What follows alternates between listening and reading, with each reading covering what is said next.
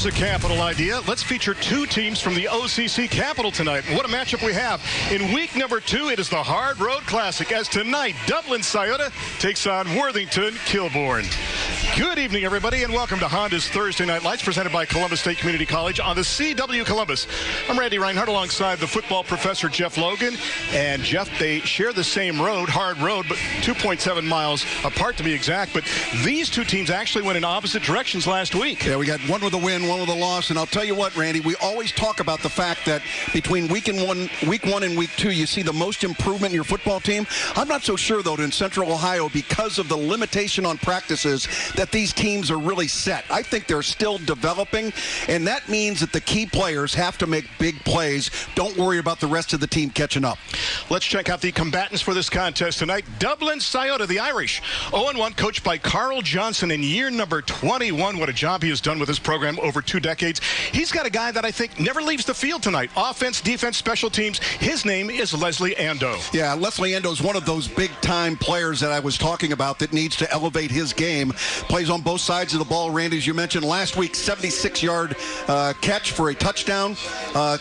Quarterback Amari Jenkins loves to throw the ball to Leslie Ando. They lost to Westerville South last week, 42-28. On the other side, it is Worthington Kilbourne, the Wolves, coached by that man, Mike Edwards, in year number 2.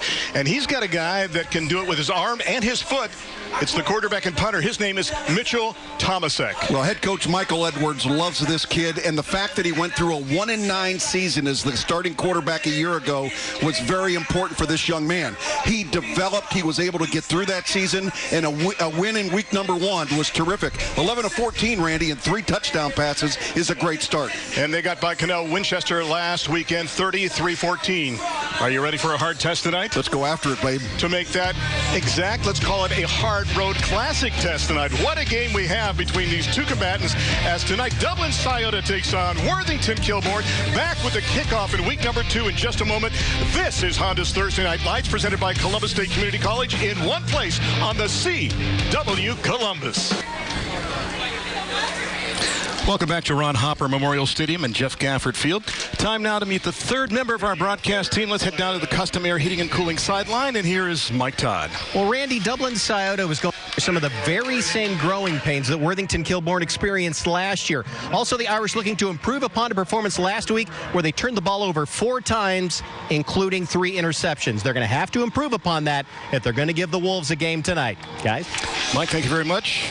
Dublin Sciota won the toss and deferred, and the Wolves of Kilbourne will receive on your left. And it's time now for our kickoff, and it's sponsored by Ohio University. Ohio University, your path to success is guaranteed. So, Jeff, should be a lot of fun tonight. Game time conditions not as sultry as last week. We'll take it. There was a threat of rain earlier today, but so far things are looking good in week number 2. I think we're trending in the right direction for a Labor Day weekend. I think it's pretty exciting, and really thrilled to be back with you again for high school football. Mason Salvatore with the boot. It is high, not that deep. The return is going to start from the 13-yard line up across the 15. And to the far side of the field we go now with a return.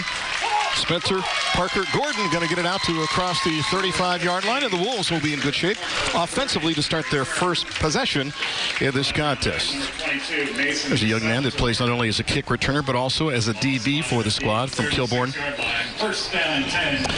Tomasek, the quarterback last year, of course, returns this year, and Jeff talked about his numbers. He also had 8 carries and 20 yards, and getting some college looks as a punter. Jeff last year averaged 47 yards a punt. That is absolutely terrific, and a real competitor. And I mentioned in the open that going 1-9 a year ago, went through some growing pains there, but sometimes you have to go through that trial and tribulation to get to the point where you've got success, and I think he feels pretty good about his role now. It's a lonely backfield on first down with the ball resting at the 36-yard line. One man in motion is going to get the toss and try to cut it upfield, and they'll get it up to around the 38-yard line, so a short gain of a couple on the play. Now, we should mention that Tariq Gray, the starting running back, not playing tonight because of an injury. Trey Davis on the handoff that time. Time now for your Spark Columbus Fit City Challenge starting lineups. Get up and get active. You can register now at sparkcolumbus.com. We mentioned that Davis gets the start there. You see Tomasek, good size in an offensive line as well, too, for Worthington Kilbourne, and we'll watch Skylar Scott as one of the wideouts, too, and Caden Doherty, a guy that played just basketball in the past, but had a good game last week. 5 catches, 154 yards, 2 touchdowns of 6 and 75 yards. Officially, you're going to mark it at the 37. We'll call the game just 1 on the play. It'll be 2nd and 9 with Tomaszek from the gun again. Cross the middle, and the pass has got, there was contact before the pass. And it goes to number 4. It goes to Skylar Scott. Defense now for the Irish. Alex Place handles the D with that 4-3 look. And watch Maxwell Martin Lee up front. Trent is a guy that can play tight end and defensive end. Vernon Williams, a force up front as well, too. Vaughn Francis returns as a linebacker. And we talked about Leslie Ando and his experience, too. He will start in the secondary along with Xavier Lopes.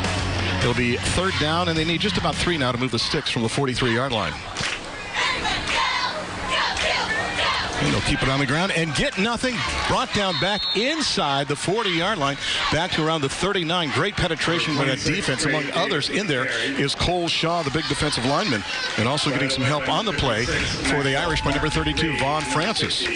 Now, good stand by the Sciota defense, Randy, because Kilbourne had the momentum after the special teams return of the opening kickoff, and Sciota should get the ball in great field position. Francis, a returning starter at middle linebacker, more physical than perhaps he was in the past. Tomaszek will stay in there to punt. Leslie Ando goes back deep at his own 19-yard line. So good first defensive stand by the Irish, and there's a beautiful punt. Takes a roll inside the 10. Can they stop it in time? Inside the 1-yard line. Let's see. What a job by the Wolves to down it inside the 2 with 9:42 left to go. Great job on that play. Big number 3, Nash Bigland, who is the backup quarterback, helping to down that ball. Boy, good special teams work there, and that's how you have a 47-yard average in kicking, Randy, when you can get it down inside the 10-yard line, as Tomaszek did. And that one goes for 60 yards, Jeff. They're going to mark that ball just past the 2-yard line. 1st down from there. Amari Jenkins to lead the show offensively for the Irish. Last week, look at that, threw for 376 yards. Good news, the 2 touchdowns. Jeff, the bad news, the 3 picks. Yeah, 4 turnovers last week, as Mike Todd mentioned in the pregame. And I'll tell you what, it starts right here at the quarterback. You got to make sure you're throwing it to the jerseys that represent your color. A triad bottom of the formation on that 1st down play, and they'll weave it out across the 6 to near the 7-yard line. So good gain on 1st down, and they'll get them out of the shadow of the goal line there. As that time they get the ball in the hands of Ed Worthington. More starters now, this time for the Irish on offense. And Terrell Triplett, a guy that goes 300 pounds in that offensive line. Cole Shaw starts on both sides. Ed Worthington, the guy that had a touchdown run of over 70 yards last week in their loss to Westerville South. On a 2nd down play, again, they'll keep it on the ground and burrow it out to maybe about the 6-yard line, and that's about it. So it'll be 3rd down now for the Irish. Worthington getting some carries. They like his size and his deceptive speed at 5'8", 201, and just a sophomore. Defense for Kilbourne. John Magistro, the legend, handling that along with Dave Dunkelberger. It's a 4-4. You look at those guys up front. Luke Brown's with good size as well, too. Linebackers, Brian Wilson is a returner and good experience in the secondary as well, too. Lachlan Korn is a guy that's very fluid on both sides of the football. The ball's just past the 8-yard line. And it's 3rd down now, and they're going to flip it around and go with the Wildcat look now. Leslie Ando, and a low snap, and he'll tuck it and go student body right, spins, and still on his feet. Second effort's going to get him the 1st down, and then some down the sidelines. Leslie Ando across midfield. One man to beat, can't do it. Leslie Ando to go with that Wildcat look that time, and Ando, who had 2 carries for 8 yards and a touchdown last week, gets a big gainer and moves the sticks for the Irish. Boy, a touchdown-saving tackle by number 15, Spencer Parker Gordon. And this is what we talked about Ando at the beginning of the game. This is a big play guy, just a junior, but he has got the capacity to stretch the field, and there was the touchdown-saving tackle at the end. 59 yards on that gain. Mark the ball at the 34-yard line. 1st and 10. The 34 of the Wolves now, as we played just about 3.5 minutes. It'll be Worthington this time, and nothing there. Great pursuit by the defense. First guy to hit him there was big number 57, Nana Empinsaw. Boy, Coach Carl Johnson really likes the running back Ed Worthington. Just a sophomore, big, strong kid at 5'8", 201, number 45. But this is a guy that he believes has a very high ceiling with this football team and can be a go-to player. But again, very young in that backfield. Well, the size of a fullback, Jeff, but the speed of a halfback. You know what that's like, right? Absolutely. Second down, quick pop in the flat to the far side of the field, and they've got the ball inside the 31-yard line, down to near the 30-yard line as it goes on the play to Xavier Jeffy. Jeffy makes the catch, and a short gain on the play. So Jeffy, number 14. He's described as a pesky player by Carl Johnson. Yeah, this is 99% pass efficiency out there, just getting it out quick. It's like a sweep. And that time Kilbourne came up, missed a tackle at the line of scrimmage. Could have stopped it for no gain, but still brings up 3rd down and 6. Pesky because Xavier's a guy that's in the right place at the right time. They're going to readjust the tight end now, move him to the top of the set now, and Joe Trent. Don't be surprised if they don't go to 88. Trent right there in the slot, top of your screen. Go with a 4 wide out look now, evenly distributed with one back in the backfield. To the left, and the quick pop thrown behind the intended receiver at the 20-yard line. Interesting call here now, Jeff. You got a 4th down scenario, the ball at the 30-yard line. Too far for a field goal. Do you go for it here? Absolutely go for it when you got big play guys like they do. And Amari Jenkins at quarterback, he had good numbers a week ago, 19 out of 34 for the 3 touchdowns we talked about. But Randy, one of the things he's got to do on that quick pass is don't get big eyes. Don't try and rush that ball. He had his receiver wide open who had not yet completed his route. Let him sit down in that zone, find him, and deliver the ball. Lopes to the bottom along with Jeffy on this 4th, and let's call it just about 6 from the 30-yard line. Jenkins, quick out, pass is caught, and they've got the 1st down and still fighting for extra yardage on the play. They'll get it in the person of Tyson Bowes. Bowes is a guy that at 6'2", 186, a good frame, 3 catches last week, good for 52 yards, including a 33-yard touchdown. This is perfect execution. And again, Amari Jenkins, I talked about the play before, did not take his time. This time he did. Squared his shoulders up, on time, on target for the 1st down. Do you think he heard you? I think he heard you. I did. Maybe so. There's the numbers we talked about for Tyson. They're going to keep it on the ground this time, and a scat move inside the 20-yard line, down to around the 18. So a nice gain on the play. And let's talk about Jenkins, too. Good frame, too. Good arm with this kid. 6'1", 165, and a junior. Got to see some playing time last year between he and Ibi Abumala because of an injury to Ray, the starting quarterback. So these guys got some maturization and some seasoning when they were just sophomores and juniors, respectively. Salvatore on the carry gets the ball down inside the 18 to the 17-yard line. And right now we're in the Schiff & Associates red zone, and he'll try to get a handoff, and they do, and there's a flag on the play. Get the ball inside the 15 down to around the 13-yard line as Salvatore around the right side, but the penalty going to go against the Irish. The referee tonight is John McCanna. Holding on the offense. Number 56, 10-yard penalty from the spot of the foul. 2nd down. And John is not alone out there. He brought some friends, all wearing the same outfit. Who knew? The center judge tonight is Steve Robinson, and your umpire is Scott Moon. The line judge is Mike Hamer. Linesman is Paul Maragos. The back judge is David Root. So they go with the 6-man crew again tonight. Inserting that center judge is Coach Edwards and company, strolling along the sidelines, looking for his defense to make a stand and getting the benefit there of the penalty with 6:14 left to go in the 1st. 3 receivers here to the bottom of the screen, including the big tight end. Joe Trent, 88. Let's see if they kind of work him back across the field to the right of the quarterback. Bowes and Jeffy join him to that side, and they're going to dump it out of the backfield. That's going to be a running play because the pass was a backward pass and not a whole lot there. So they get the ball inside the 35 to the 34-yard line. It goes to Leslie Ando, and he will leave the field because he lost his helmet. So we said he doesn't leave the field. He will have to leave the field right now. He lost his lid here, so he's got to step out. This ball actually thrown backwards. It ends up being a running play. Trying to get him in space, get him out there where he's got the ability to make people miss. And Ando comes down. He'll exit the field. And another penalty flag, this one against the Irish. Ball spot at the 34-yard line. That was a sideline warning against Sciota. It's a sideline warning against Sciota. So Salvatore will come in for Ando for probably one play with 5:53 left to go. So no yardage on the first warning on the sideline warning. So our fans that maybe are just joining us haven't seen high school football yet. One of the things you will notice is different in the rules. The officials are not touching the football at any time. They throw a beanbag down where it starts. After the end of the play, the running back or the receiver brings it back, hands it to the center. He walks up there. The center places it right there by the beanbag, and we rock and roll from there. 3rd down and long right now. 3rd and let's call it 21. From the gun for Jenkins. rolling, tucking, and getting what he can inside the 25, down to around the 22. All right, Jeff, now you're looking at another fourth down play, this time around 8 or 9 yards. Do you opt for a field goal opportunity here, or do you go for it on fourth down? No, I think they continue to go for it with this offense. They're high-powered, and again, Amari Jenkins feels the pressure. He's able to escape, but this is a pretty good defensive job by Kilbourne, keeping that play in front of them. They'll give up that 10 yards, but bring up the big, important 4th and 10. And, Jeff, you mentioned how the officials are not touching the ball, in particular the umpire, but that's something they've done on 7-on-7 in the past, too, with the passing drills. So it's not completely new to some of these guys out here. They're going to put it close to the 23-yard line, so it'll make it just about 4th down and 10, about a foot shy of that. Big play, and they're going to go with 4 wideouts and 1 back in the backfield. And we had motion up front. Who left first? Was it an encroachment or false start? We'll find out from John McKenna and the crew down on the field.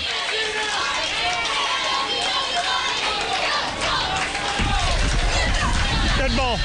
False start. Number 56 of the offense. 5-yard penalty. 4th down.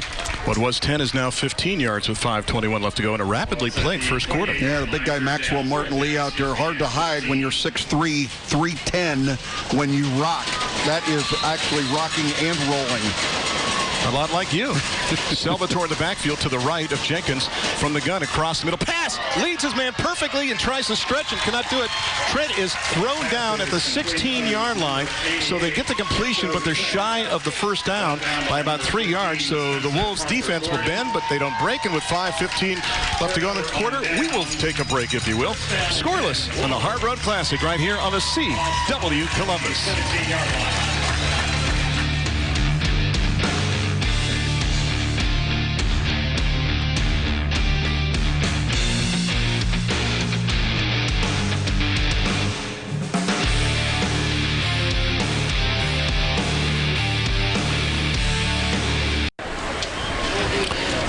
Kilbourne now with their second possession here, the first quarter, with 5:15 left to go, scoreless between the Irish and the Wolves here in week number 2.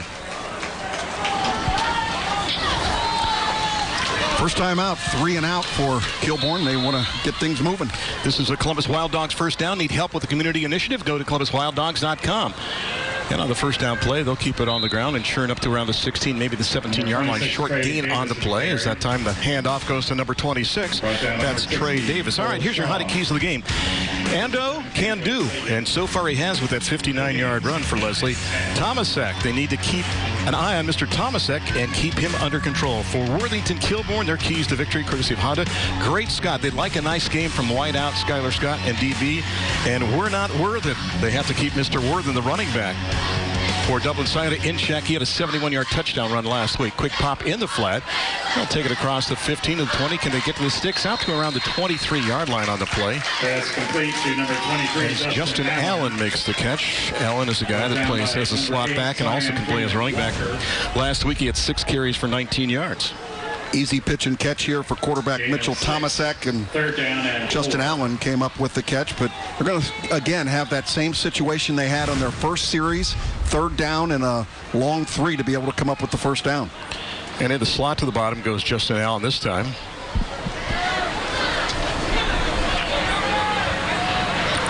They overload the near side. And Tomasek to throw one-on-one and throws it behind the receiver, who didn't know he was supposed to break on an out pattern. He was running a fly down the sidelines, and the pass falls incomplete, looking for Caden Doherty on the play. An interesting story, a young kid that was a basketball player only, but his teammates recruited him to play football because they loved his intensity. And Coach Edwards will tell you that if there's a 50-50 ball, it's not one. It's a 100-0 because he's going to get it. He had a great game last week. His first time as a wideout on the varsity level, but that time a little miscommunication sets up a punting scenario here on 4th down. Randy, I think Dublin Scioto is making a mistake here in their punt return. Again, with Tomasek being as good a punter as he is, he can kick it away from one guy back there. So he's got that entire field to work on. And you watch, I don't think he'll kick it right down the middle where the receiver is. He will kick it away from him. The way to solve that is put 2 guys back there, force that punter to punt it to where you can catch it and return it. Yeah, Ando is on the near hash with him. Pressure from the outside. It is high, not as deep as his first kick, and it's going to trickle out of bounds at around the 36-yard line with 4:22 left. So once again, they kicked it where there was nobody there to be able to catch the ball, and he got the benefit of another 5 or 6 yards. You know, we're making it easy to relive tonight's game and the entire 2020 season of Honda's Thursday Night Lights, so don't sweat it. If your DVR doesn't record or you want to share the game with someone out of town, you can rewatch or share the entire game by visiting our YouTube channel at youtube.com/WSYX on your side and look for the 2020 Thursday Night Lights playlist.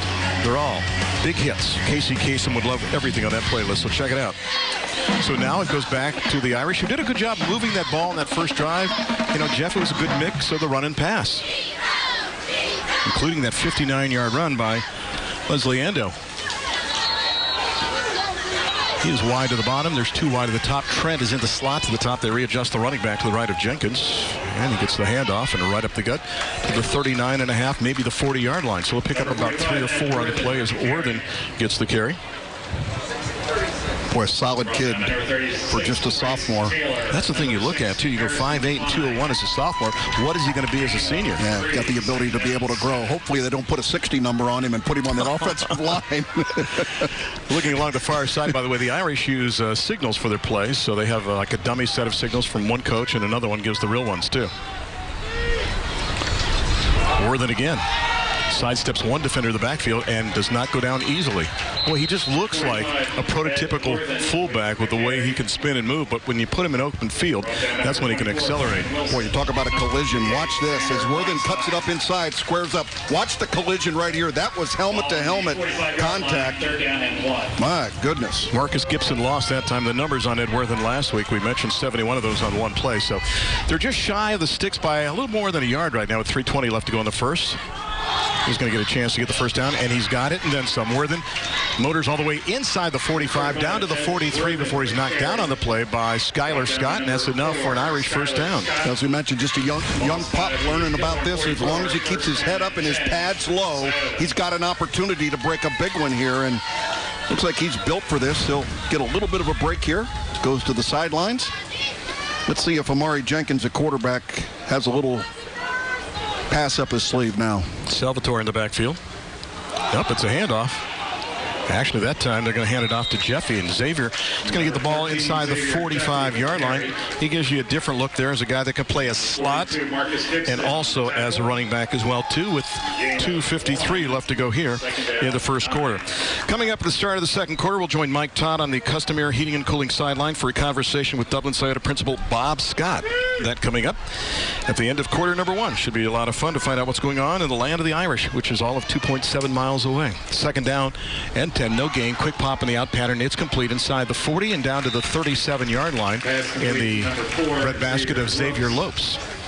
Again, a great example of trying to get their athletes the ball in space where they can go out there and make people miss. This is not a lot of trickery. Run one receiver down, the other is running a stop route, and they are not able to come up and make the play. Skylar Scott trying to make the play defensively coming up there, but respecting the speed of Xavier Lopes. Saw his numbers from last week. Last year, he was second team all-district, 49 catches, 681 yards, and 7 touchdowns. Has had a great offseason, too. A 6'5" high jumper as well, too, so that could come into play in this contest. Third down, big play for the Irish here as we approach 2 minutes left in the quarter. Third down, and they need just about 3 to move the sticks. And student body right, and look who it is. It's Ando at quarterback, and Ando, that Wildcat look. Maybe that'd be a wild Irish look, I'm not sure. And he will get the ball inside the 33-yard line, and that'll be enough for a Sciota first down. I don't know if you traveled up hard road, Randy, to get here as you watched the replay, but I was impressed by what the student body has done on both sides, because when you were in the area that is considered Dublin and Irish area, there were signs in the median about winning the Hard Road Classic, and as soon as you crossed over Sawmill Road and became part of Kilbourne, the colors of the signs changed, as did the words. First down and 10. They're going to hand it off the right side, and that's Salvatore, and he gets it inside the 28 to near the 27-yard line. Well, it's a big game. We talked about it. Although in the series, Scioto leads 11-8, and they've won the last 4, including 30-14 last year. Take a look at the run to the right side by Salvatore one more time. Well, good execution by that offensive line over there. And I'll tell you, the young man that's doing a lot of work. Watch number 60 right there in the middle of your screen. That's Cole Shaw, the right guard. 5'8", 185. That is not big enough to be playing center. Play guard in that, but he goes up there and he just battles. Jenkins on the boot. Dumps to Trent, lost the handle, and probably for the better. The pass is ruled incomplete.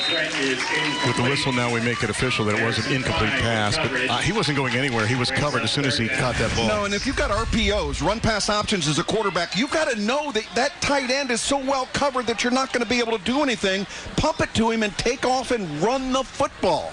That's why there are RPOs, run-pass options. And sure, you could complete it, but he wasn't going to go anywhere. He had to be able to see that defensive guy right on his tight end. The smotherer was Harrison Klein, the 3-year starter at Will. Linebackers. Dad's part of the Ursuline Hall of Fame for his outstanding prowess in basketball and golf. In fact, he's a golf pro right now, too. There's a quick pop, and they've got the pass, and they've got the completion, and they've got the first down inside the 17-yard line as Ando makes the catch, and Leslie's going to move the sticks now with under a minute left to go in the quarter. Good read of the defense by Ando. He was able to break that pattern off and be able to come up with the reception. We've got an injured player. Watch again. Good lock in and a good read by the receiver catching the football. We'll take a break with an injury timeout on the field. 55 ticks left to go. Scoreless, but the Irish driving week number 2 of Honda's Thursday Night Lights, presented by Columbus State Community College on the CW Columbus.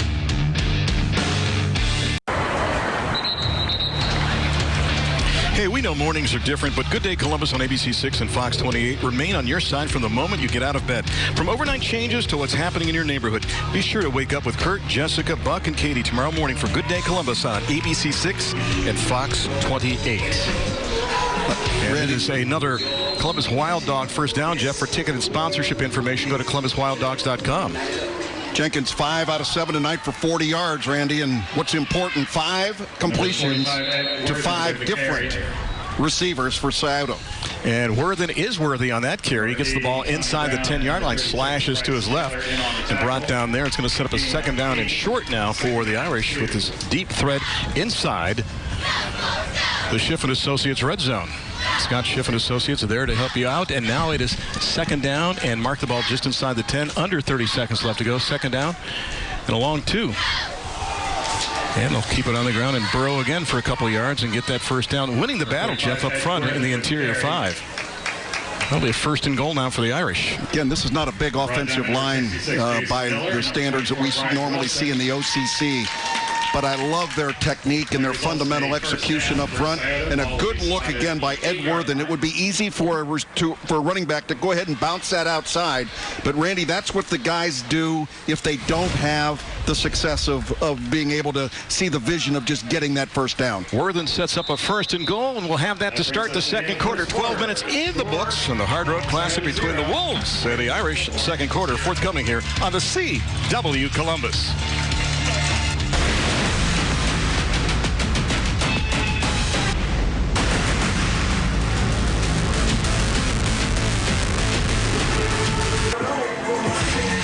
As we start the second quarter at Worthington Kilbourne High School, Dublin Sciota driving. They have it first and goal at the Wolves' 6-yard line with Worthen in the backfield. And he's got it, and he's got a gap off the left-hand side, and we've got a flag, though, tossed into the fray, and the ball's free at the end of the play, but I think they're going to say it's down. But there's a hanky resting just inside the 7-yard line. When Kilbourne arguing demonstratively that they came up with a loose football. Here's the call. Holding going against Sciota. That's the 3rd penalty for them in this football game. Randy, that's a big one. Inside the 10-yard line, coming up with another holding call. Here's John. Holding on the offense, number 72. 10-yard penalty for the spot of the foul. Repeat, first down. So that's their 3rd penalty now for 27 yards. None committed by Kilbourne on 3rd down conversions. Side of 4 of 6, and Kilbourne zip of 2. First downs, all Dublin Sciota. Jeff, you look at the numbers, 6 first downs for the Irish, none for the Wolves so far in this contest. Well, watch it inside. Not going to necessarily see the hold as much as we'll see. Did the ball come loose? His knee is down, and then the ball came loose. Good job by the officials there, and Wolves doing a pretty good job of trying to sell it, though. Well, a good job by our crew, too, to capture that as well, too. A fabulous job.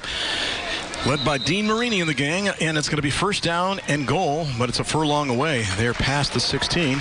Another flag on the field is a delay of game is the call now against the Irish, so march it back 5 more. Again, our back judge tossed the flag. So now it's first and goal from the 21. Going the wrong direction.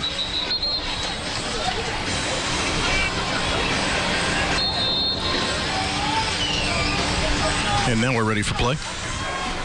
Jenkins now wants to do a little bubble screen to the far side, has his man at the 20, the 15, the 10, the 5, and they're going to take it in for the touchdown. They made it look easy. Xavier Lopes takes it 21 yards for the score. And that's another Ramos Roofing touchdown. Congratulations to them as they take it in. And by the way, for a free estimate on your roof, text or call 614-761-ROOF. And that ball was tipped at the line of scrimmage, too. That's what makes it even more amazing, is that they're able to complete the catch, and then Xavier Lopes is able to take it into the end zone. Watch the ball tipped right there at the line of scrimmage. Good job by coming in by Bryce Taylor, the defensive end. Got his paw on it, Randy, but my goodness, they were able to complete the play, and that's the athleticism of this Dublin Sciota group of receivers. Salvador for the extra point. They were missing a right guard at first, and they got somebody on the offensive line for the extra point. And we stand now at 7-0 with 11:09 left to go here in the first half. Well, earlier, Mike Todd was standing by and had a chance to talk to the top person at Dublin Sciota High School. Guys, happy to be joined by Bob Scott. He is the principal at Dublin Scioto High School. Bob, thank you so much for joining us. We couldn't be happier to have you. What are some of the things that you're looking forward to this upcoming school year at Dublin Scioto? Well, games like this, you know, we're blessed.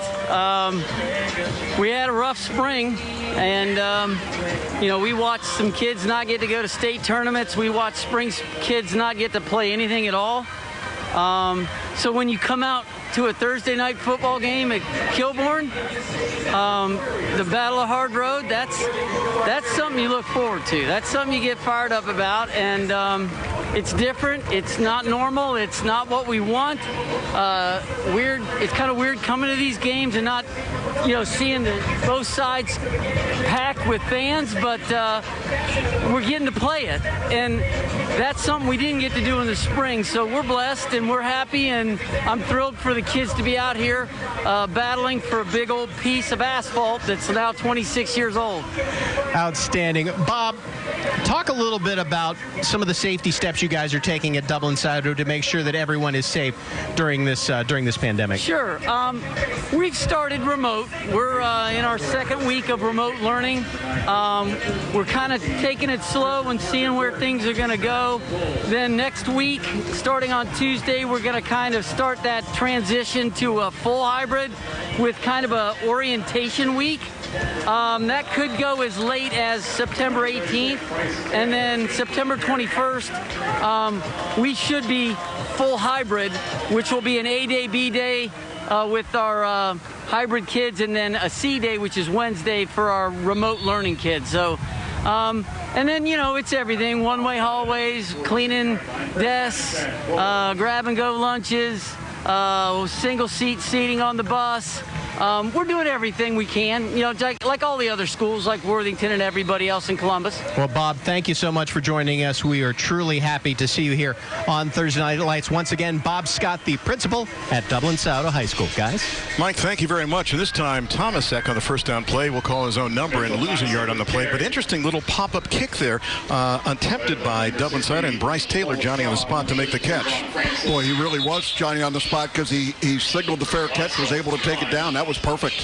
Here now is your Hilliard Lawn and Garden scoring summary. 11 plays, usurped 64 yards and 5:43 off the clock before Lopes made the catch on what was a first down and goal at the 21-yard line, and Tomasek is down at the 46-yard line. So Nash Biglin is one of the guys that could back up at quarterback. In fact, I think he will motor out onto the field right now, the 6'3", 193-pound sophomore. Watch the contact inside. Yeah, it looked like a pretty mundane play as he just came up there. There was a lot of pressure there, and then as he comes down, it looks like he just had plenty of bodies on top of him. Not exactly sure what the injury might be, but you can see right there that Mitchell Tomasek is not interested in being able to get up. We hope he's okay. They attend to him right now at the 46-yard line. Just a reminder, you don't have to miss a second of Honda's Thursday Night Lights, even when you are away from your television. Stay connected by watching online at the CWColumbus.com. A big thank you to Kroger Distribution Center for sponsoring the streaming broadcast of tonight's matchup. So we mentioned that Number 3, Nash Biglin, could back him up at quarterback, although there's some other guys too. Lachlan Korn, who's seen some time in the backfield as well too, but it is Biglin right now who's getting some tosses along the sidelines. We'll take a break with 10:54 left to go here in the first half on the CW Columbus. Back once again at Worthington Kilbourne High School. Don't miss the biggest plays from the biggest high school games in Central Ohio. Join Fox 28 Sports Director Clay Hall for First Scores on Fox 28, sponsored by Spectrum. It's your ticket to high school sports. First Scores on Fox 28, Fridays at 10:45 on Fox 28. And it's good to see Mitchell Thomasek coming to the sidelines. Jeff, it almost looked like somewhere in his upper right leg he had some discomfort. Limping off a little bit. They're going to certainly check him over on the sidelines. Great medical staff here at Kilbourne and all the high schools, and they'll pay attention to what's going on. And boy, if you were a young sophomore looking for an opportunity to play, Nash Biglin, number 3, is going to get that opportunity. 6'3", 193-pounder at that sophomore position at quarterback. He's already made a statement in this contest. He downed the ball inside the 3-yard line on the long punt by Thomasek that went 60 yards in the first quarter. And he will keep and go around the left-hand side and get an indoctrination and get it out to the 47. And a flag tossed in by the center judge from the 29-yard line. That's about a 14-yard toss. That was a good throw on the play by the center judge, Steve Robinson. So we'll see what the call is from John McCann and company. He's going to toss the flag back to the 44, and it's against the Wolves. I believe at least at one time the Wolves were the only school in Ohio nicknamed Wolves, Worthington Kilbourne. Maybe because it was too close to Wolverine. What do you think? That's as good a reason as I can think of. Here's McKenna. Holding on the offense, number 54. 10-yard penalty to the spot of the foul. Repeat, second down. I think that's the first penalty tonight going against Worthington Kilbourne. We've had 3 or 4 holding calls, though, in this game. I mean, those are the kinds of things you see early in the season as teams are developing, especially those offensive lines. Mitchell Thomasek now standing up very slowly, though, trying to walk it off along the sidelines. Biglin will stay in there at quarterback. Last week, 3 carries for 3 yards for Nash. Just trying to get a guy like that. You know, Jeff, when you've got a backup quarterback, you want to get him into the rotation somehow, and sometimes you throw him in as a running back or an offense like this, maybe as a slot. On a second down play. Looking and flags again before we start the play. Although a nice arm, I'll tell you that. Flag on the play. Dead ball. False start. False start against Number 67 of the offense.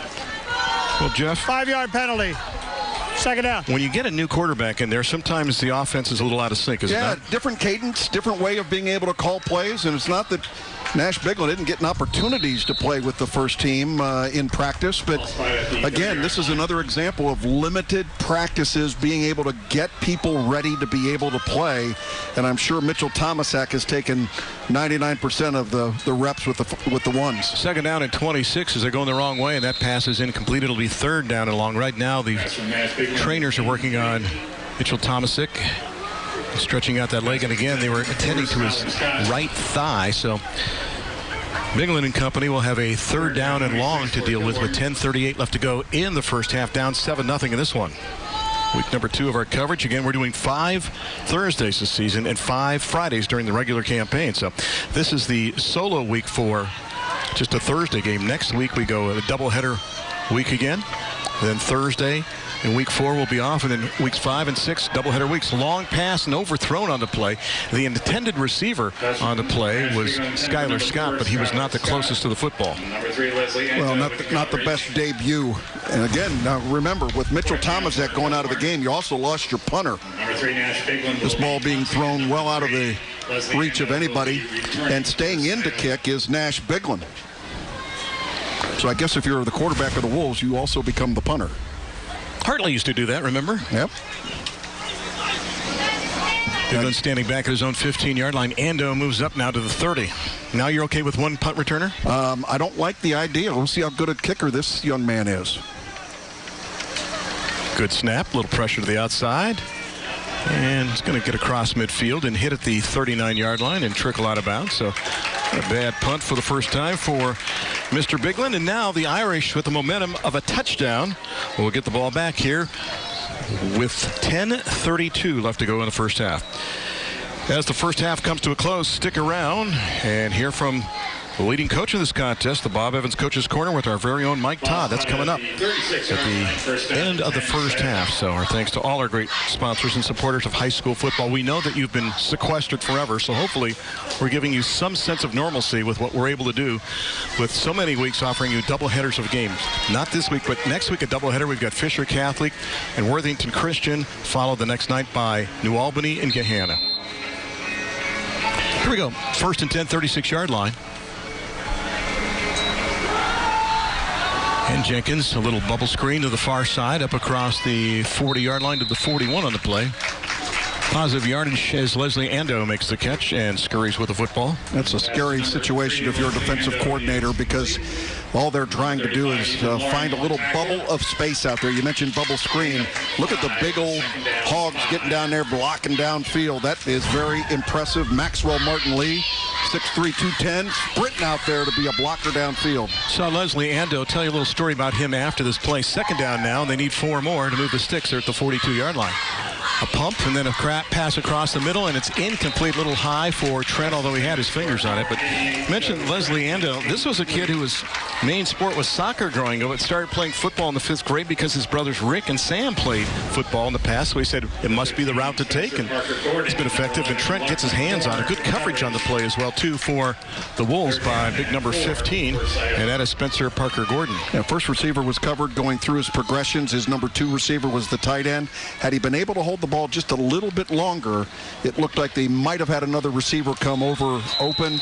Let's see if they were drawn off or if this is going to be an encroachment. I think it's going to be encroachment on the defense and a first down for the Irish with 9:53 left to go in the first half.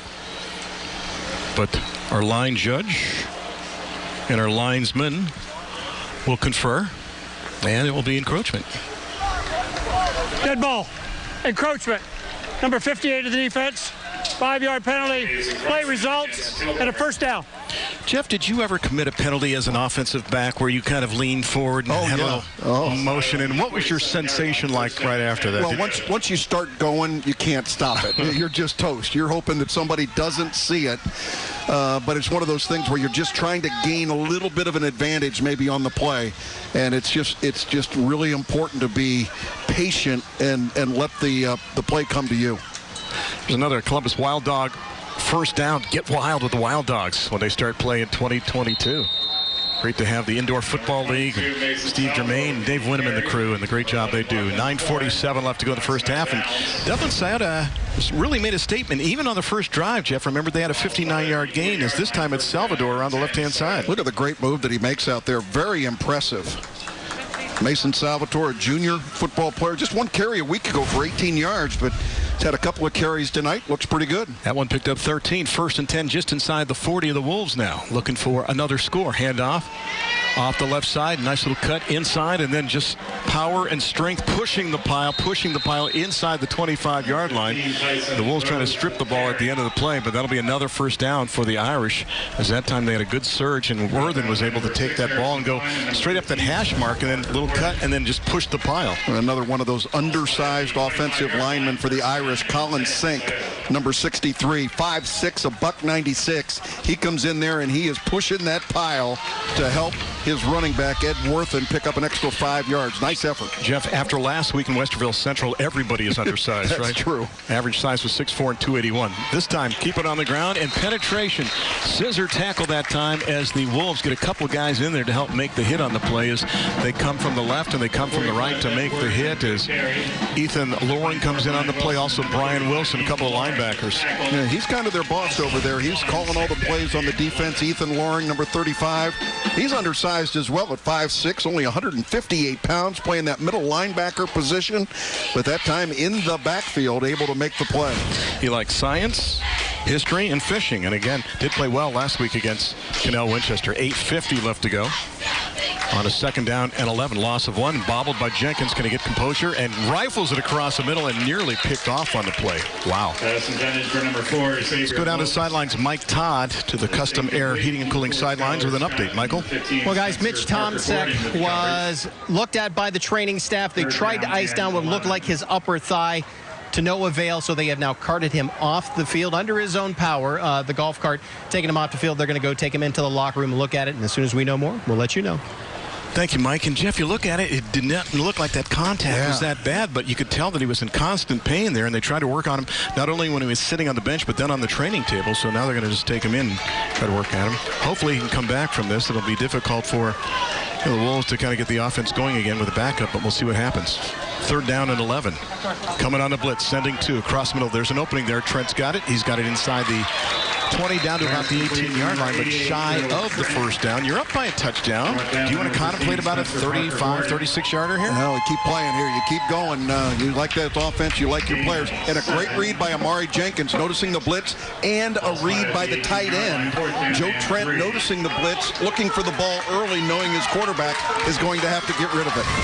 4th down, and they need a long 3 to move the sticks here. 2 wide to either side. Trent's a guy that didn't even play football as a sophomore. You're inside the Township and Company red zone. Going with a hard count up there, trying to get the Wolves to jump. They may run this down, go ahead and take a timeout. Yep. And Carl Johnson is going over there to our lines person and say, yep, we'll burn the timeout with 7:53 left to go here in the first half. Up 7-0, and give them about a minute to think about it as they burn a timeout. Their first one here in the first half. Okay with that strategy. There's the head coach over there. And with that being said, I'm going to remind you it's the coolest halftime show in Central Ohio. Coming up in just a few minutes, we'll break down the hottest stars and coolest plays thus far in the custom air heating and cooling cool plays of the first half. That and more coming up at halftime, so check it out. All right, so they take the timeout. 7:53 left to go. Dublin Sciota is a team that lost to Westerville South last week by a couple of touchdowns. And Worthington Kilbourne was a team that beat Canal Winchester by a couple of scores. And so far, the Irish look fired up to come back and get a victory in week number 2. This is the team that every year since 2010, Jeff, they are 37-19. The odd years, they're 15-26. Kind of like Brett Saberhagen when he was pitching for Kansas City. Exactly. It was every other year that he was decent. And the Irish seem to not be odd when things are even. And you look at Carl Johnson, 16 of 19 years, 500 or better. And of course, you go back to 1995, and he was on the coaching staff. I think Brian Deal was the head coach when they won the state championship in D2. I think they beat Akron Buchtel 21-14. Boy, that was a terrific year for them right at the inception of Dublin Sciota High School. And my son is a proud graduate of Dublin Sciota. Remember, we did some games there where he was kind of in the middle of the crowd. Not wearing a shirt. I'm not exactly sure I was as proud as I should be, but he was a good fan. And they're proud of Amari Jenkins on your screen, the quarterback who's looking for that elixir on a 4th down and 3 inside the Ship red zone with a triad to the bottom, 1 to the top. They're going to hand it off, and let's see. They're not going to do it. Got down to the 17-yard line, and the defense stops Worthington Company. Great job by the middle of that defense, and big number 24 anchoring it again. The Sam linebacker, Brian Wilson, the 3-year starter. Yeah, well, so far the difference in this football game has been the fact that Worthington Kilbourne has come up with defensive stops on 4th down twice in this game, both in the red zone. That is impressive for their defense. If not, they might be down 21-0 in this football game. At this stage, trailing 7-0 with the amount of offenses they've had, they've been okay. Here's another sideline warning. Now we're tied at 1 sideline warning apiece. That one goes against Kilbourne, the celebration after holding on 4th down. So now the Wolves will get it back with 7:48 left to go in the first half, and down 7-0 in this one. And again, with a youngster at quarterback taking over the show because of the injury to the upperclassmen. So Mitchell Thomasak being attended to in the locker room. Nash Biglin has the team 1st and 10 from just past the 18-yard line. Check that, the 17-yard line. Just don't ask him to do too much here. Hand the football off. Low snap, quick pop, far side. It's complete. Short gain out there, maybe about a yard or so. That's about it as he completes the pass to number 23, Justin Allen, who makes his 2nd catch in this first half. Low snap, able to get it out there. This is a good safe play. This is how you build your confidence with this sophomore quarterback in there. But again, don't ask him to do too many things. Let him get in the rhythm and some confidence in this football game. Allen readjusts to the bottom of the set. I tell you what, though, I like his arm. He's got a confident throwing motion. This time he will keep it, get it across the 20, up to the 25. Talking about the option. That time he called his own number and gets it up for a 1st down near the 28-yard line. Got a good burst, too. Pretty impressive that time by the sophomore quarterback. Read option. What a great job he did on the defensive end, who was trying to make the play, nosed inside. That was Vernon Williams, big kid at 6'5", 240. He went with the dive. Quarterback pulls it, keeps it, able to come up with the first down. 1st and 10 now from the 28. Under 7 left to go in the first half, and I think we're going to have a false start on the offense. Don't blame that one on the quarterback. That was motion in the backfield. Dead ball. False start on the offense, number 66. 5-yard penalty. First down. You know, Jeff, I just had a thought. This is week number 2 of the shortened regular season. When does Logan's Heroes make its debut? Curious minds wondering about the importance of Logan's Heroes. My ranking of the top 5 teams in the Central Normally District. with about 5 weeks left, so that would be technically this week. Pump again, and nothing there, and now off to the right goes Biglin. Can he get some yardage? He'll get near the sticks and get near the line of scrimmage, so he had to run a long way. Biglin with the carry, knocked out now. With 6:35 left to go. Well, it's a young man as a freshman a year ago. Certainly wasn't playing against this kind of competition, but he pumps it a couple times, nearly loses the football, and he's able to be athletic enough to be able to make the play and at least get back to the line of scrimmage. But most importantly, Randy, he didn't throw the ball into traffic where he ends up with an interception. Good decision by that young man. Trent made him scurry on the play. 2nd down and 11 now with 6:35 left to go. Slide the H-back across. They'll keep it on the ground, and Davis will motor out across the 30 to around the 32-yard line. Trey Davis, 5'8", 155. Last week, 6 carries, 19 yards. You look at him, he is similar to Tariq Gray, the way he runs the football, kind of like one cut and get downhill, if you will. 3rd down and 6. And he's a guy that can run between the tackles. He's got good vision there, but also really want to get him outside. You know, one play right near the sidelines, it's gone down to one knee at the 28-yard line with 6:11 left to go in the first half. Almost made it to the sidelines, but couldn't get all the way. There's the injured player. Kneeling right at the 28-yard line with 6:11 left to go here in the first half. Just a reminder, at the end of the second quarter, it's the Music Go Round halftime show featuring the Music Go Round marching band sound. This week, Mike Todd talks to the band director, James D. Francesco of Worthington Kilbourne's marching band, and gives you a glimpse of their performance. Plus, our Scholar Athletes of the Week from Dublin Sciota and Worthington Kilbourne. That coming up on the Music Go Round marching band halftime show. So check that out.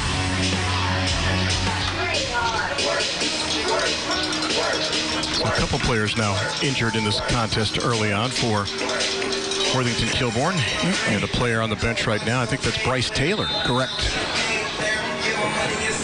Taylor is the tight end out there on offense, along with what he does with his defensive responsibilities up front. So 3rd down, they need a half dozen. Little bubble this side, it's caught. And is there any room? Probably not. Great job of that defense to not back down. And the fans here want a flag. On the near side, they're not going to get it. Yeah, they were wondering if there might have been a face mask, and there were a lot of arms flailing in there, but the official's right on top of it. Randy, this does set up the ability to fake the pump out there and try and throw the ball deep, because right now Sciota is coming up and knowing that this young quarterback is not throwing the ball upfield. And again, there was no call there, no need for a call, nothing around the face mask whatsoever. Maybe a horse collar is what they were contemplating, not even a face mask, but either way, there was no call. So a punting situation now for Biglin. He'll stand back at his own 10-yard line, and Ando creeps up to his 41. 5:16 and ticking. Remember that Sciota won the toss and deferred, so they will get the ball to start the second half, and the Irish were short a player. And that is up and going nowhere. And it's going to be down right around the 33-yard line. So the net on that is going to be negligible with 5:03 left to go, and we'll take a break. 7-0 late in the first half. The Irish on top of the Wolves. This is Honda's Thursday Night Lights, presented by Columbus State Community College on the CW Columbus. Welcome back to Thursday Night Lights. Wanted you to get a chance to see what COVID-19 has done to the locker room. This is Worthington Kilbourne social distancing locker room. It's out in their practice field. This is where they convened at the beginning and where they will go at halftime. Still nicer than the one I had in high school. Doesn't smell as bad, right? No, it does not. Here's another Columbus Wild Dogs first down. Get wild with the Wild Dogs. For more information, go to columbuswilddogs.com for ticket and sponsorship information. 1st and 10 for the Irish inside the 35-yard line. Jenkins has got time going long downfield, middle of the field, and the pass just incomplete right down the middle. It was a sprint looking for Leslie Ando, and Jeff, it almost happened. Yeah, they did 4 deep receivers there, but I'm not so sure the play was designed to have all 4 of them running deep there, because they ended up having 2 receivers in the same area right there. That is a mistake. They do not want 2 receivers in the same area. It clogs things up from a defensive standpoint, but that was a really good throw by Amari Jenkins, just missing the receiver, and Leslie Ando nearly had his 2nd touchdown of the evening. 2nd down. They'll keep it on the ground, and Worthington will spin left and then to the right, and we'll get it inside the 30-yard line. So, Ed, it's been a workhorse here in the first half for the Irish with 4:47 left to go. You talked about Amari Jenkins, 376 yards passing last week. He's been working hard in the offseason, accurate passer, comes from a very athletic family. His dad played college basketball, and his mom ran track. His sister plays volleyball in high school as well, too. So it seems like Amari just following in the footsteps of everybody else. And the good news for the Irish fans is he's just a junior. The 3rd down play now. Quick pop near side, inside the 30 to the 25, and that'll be it on the play for Xavier Lopes. So Lopes, who had a touchdown catch of 21 yards for the lone tally in this contest, going to set him up with a 4th down, and about 1.5 yards is what they need to keep the sticks going. Nice effort by the cornerback, Skylar Scott. He is up here one-on-one on the island, having to make that play. And Skylar Scott comes up and he makes that big play on a big play guy. Where do you look there as the D-back? Do you look at their midsection, their feet? You look at their belt. Okay. They can't go anywhere without their belt. Don't be looking at their feet. Don't be looking at the head and the shoulders where they're trying to give you some of that sugar. You watch them right at the belt and make the play. I asked and I got the answer. And he sounded like a coach too, didn't he? 4th down and just about 2 to move the sticks. And it'll be Jeffy. Does he get it? Ooh, it's going to be close. Xavier had to get to the 23-yard line, and we'll see where they mark him. We've yet to see a measurement, Randy, in our games that we've and you're not going to see one now. They're calling it a first down with 3:29 left to go. The officials are doing the best job they can to not have to touch the football or have those touch moments. Ball spotted at the 23-yard line. Safety of everybody. I understand it. That's a good call. And I've got to ask you something then, Jeff. Have we learned something that we don't need officials for measurements in the future? Well, coaches are going to always find something to complain about, and that would certainly be one of them. 1st and 10 from the 23 as we approach 3 minutes left to go. It's Worthington time. Ed's trying to saunter outside, and tell you what, great pursuit and no gain, and there's a flag on the play, or maybe a gain of a couple around the left-hand side, but it's going to come back anyway because I think we got a holding call against the Irish. That was complimentary of Ed Worthington earlier because of his ability to keep the play inside. Here's the call. On the offense, number 72, 10-yard penalty from the flag. Repeat, first down. This time I'm going to get on his case a little bit because that hole was not going to be terrific, but he had to keep himself going north and south up the field and not give up on the play and run laterally. Right here, you got to finish it. Just get up in there, get it done, get the 2 or 3, but look at all the black jerseys. As soon as you start going lateral, all of a sudden the defense wins. Yeah, but football professor, the natural inclination there is to try to make whatever you can out of the play. But that makes you ordinary to take the natural thing to do. You have to be special. You got to be elite to be able to make those work. And I think Ed Worthington has the ability to be an elite player. Gee, thanks, Coach. First down and long after the penalty. Gun downfield. The pass is caught inside the 25. Lopes takes it down inside the 20 to around the 18-yard line. So it's a nice play. It took a long time to develop, too, but still there was an opening there. And Xavier makes the catch and picks up the penalty yardage and then some. Yeah, Xavier Lopes is kind of lazy going down there, but by design, he's letting things clear and then coming over the middle, and he's able to find some space and get everything back. Now, again, Randy, 2nd down, only about 4 to go. Take care of the football here. And they'll keep it right up the middle, and there's the first down they needed as we're inside the Schiff and Associates red zone, and Worthington on the carry going north and south. North and south, Randy. Thank you very much. Thank you. Give and I give and I give, and that's enough for a first down, and they're going to mark it right on the 10, so it'll be 1st and goal. Ball spotted on the 10-yard line. Trying to grab his way through there and make the play was big number 58 for Kilbourne. That's Xander Weinstein. Pretty good effort by that young man there. And Ed, I'm picking on you because I know you're special. You're going to be a good running back here. First and goal from the 10-yard line. Around the right side, cutting it inside, Ando, and loses his helmet. Second time he's lost his helmet now. Now, what does that tell you when a guy loses the helmet twice in the first half? It's not tied up tight enough. He's got to get that chin strap buttoned up. And he's such a good football player, you can't afford to have him off on plays. Somebody in the equipment staff has got to go there and figure out why this lid keeps flying off. So the Wildcat, he picks up about 7, second and goal from the 3. So again, the football professor is now the equipment manager as well, too. I'll tell you what, if it's me, I'm going to duct tape that thing to him. Where's that soldering iron we keep on the sidelines? Oh, my goodness. Welded on him. Again, you don't want one of your key athletes having to come off the field because of an equipment issue like that. And if it's happened twice, it is an equipment issue that needs to get fixed. And an official's timeout. Things were slow to develop here, and now they're going to have a conversation with 1:15 left to go here in the first half. Boy, if you're the Irish, this is setting up perfectly, Jeff, to get a late touchdown and to get the ball to start the second half as well.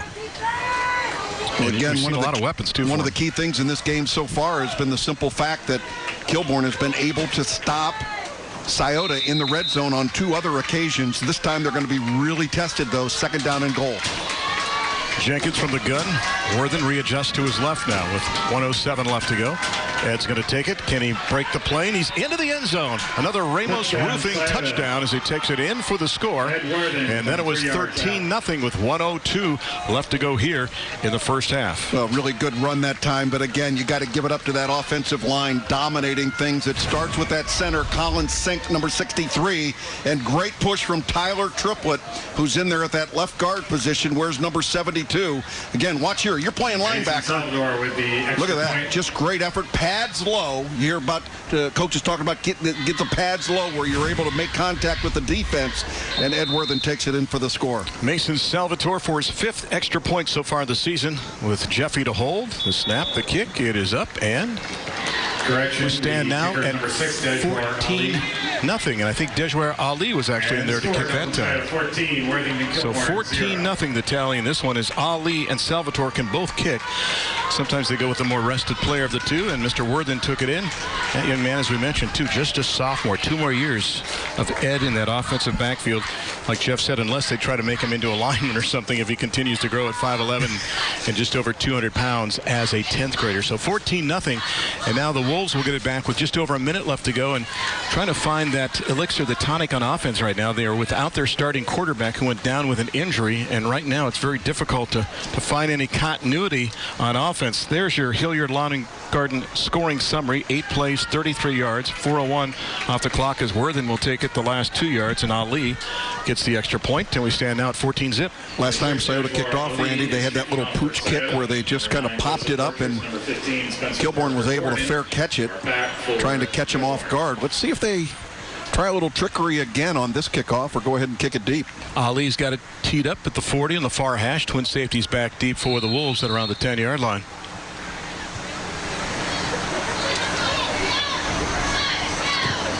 I'll kick it straight. And the return's going to start from the 21-yard line. And there's a gap up across the 40. Midfield, and there's a big play for the Wolves here late, and there's a flag at the end of the play. As on the return that time is J.J. Calp, a guy that could be seen in that offensive backfield before it's all said and done here tonight. And the penalty, I think, might go on the Wolves based on the signals. 2 big offensive plays so far tonight for the Wolves have been kickoff returns, the one to open the football game in this one. 30 yards on the return. John McKenna is going to get the information and tell us the following. Dead ball, sideline interference on Worthington Kilbourne, 5-yard penalty added to the end of the run. So there you go. That was their second warning. So with the second one comes a penalty, and watch the return of 30 yards by Calip.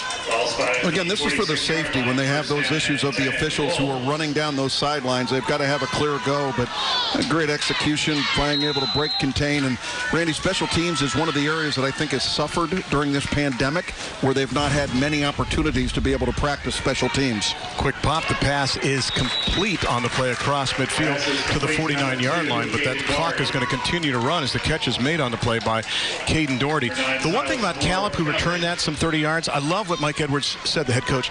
He runs with anger, and that's sometimes what you need from a running back. And now they're going to get the ball across midfield to the 49. The clock, though, is down to 48 seconds left to go.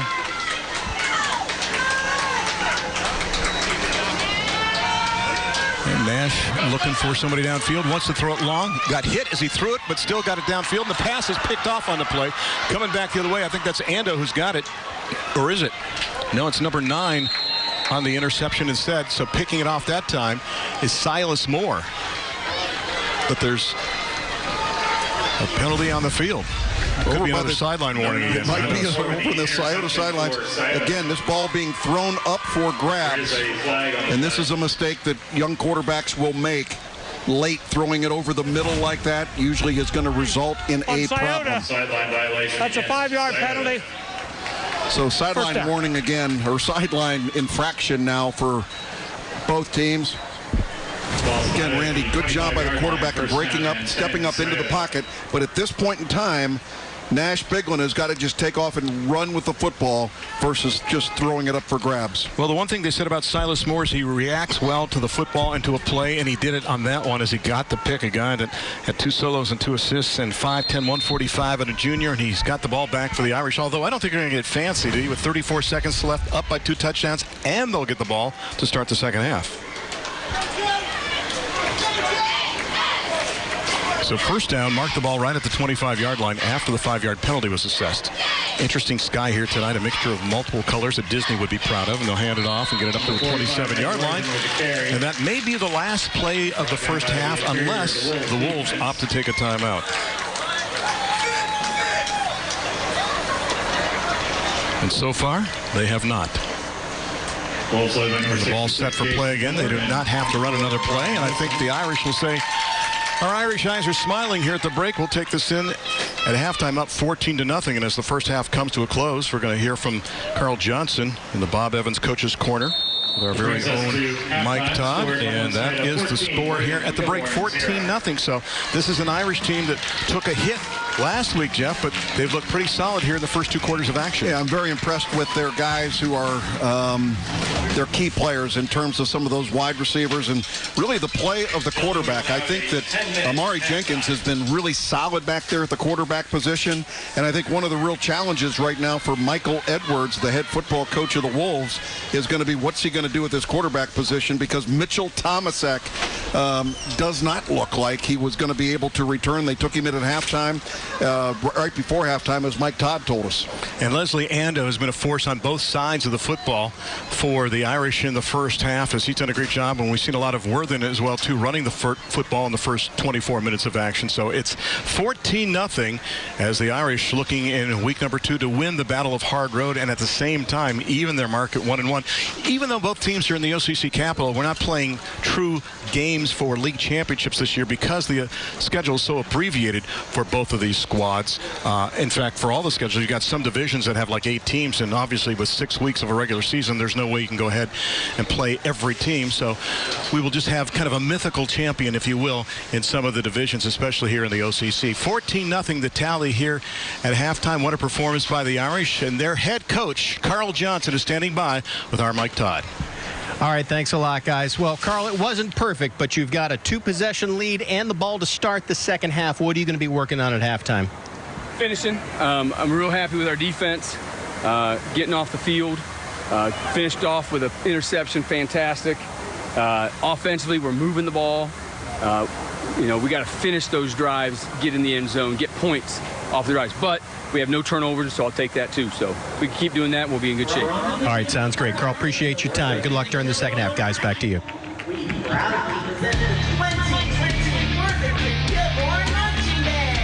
The Irish 14-0 over the Wolves of Worthington Kilbourne. This is the Hard Road Classic, and it's week number 2 of Honda's Thursday Night Lights, presented by Columbus State Community College, in one place on the CW Columbus.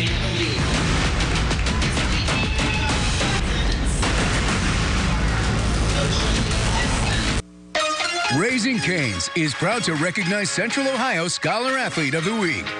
Cole Shaw is a starter for the Dublin Sciota High School football team. He earned his varsity letter in both his sophomore and junior years. Cole carries a 3.8 GPA, and he's a member of the National Honor Society and has completed multiple advanced placement courses and a volunteer for his church.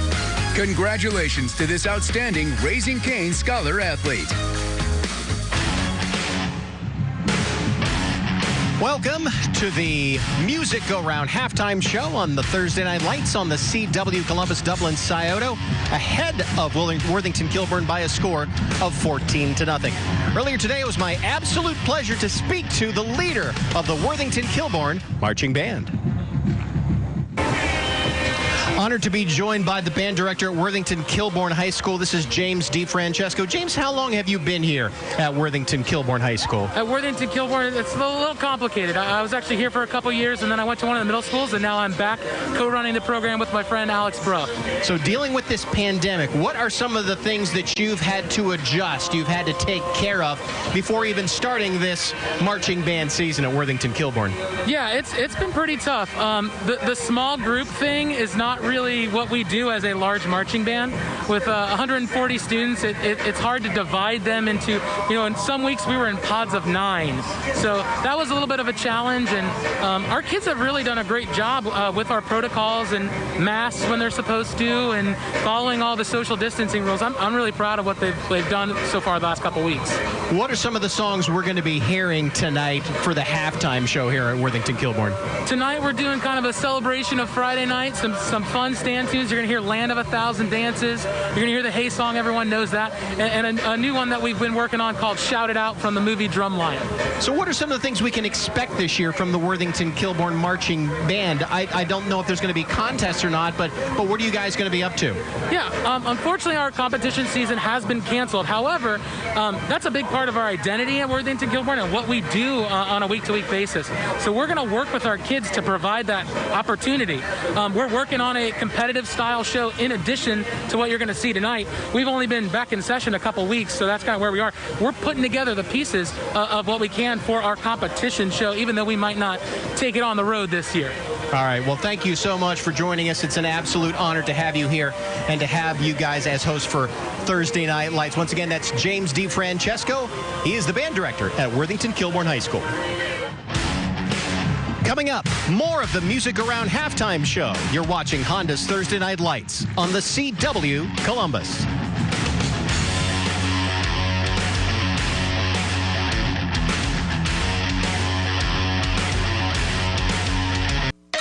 Raising Cane's is proud to recognize Central Ohio Scholar Athlete of the Week. Harrison Klein is a starter for the Worthington Kilbourne football team. He's earned 3 varsity football letters and 4 varsity lacrosse letters.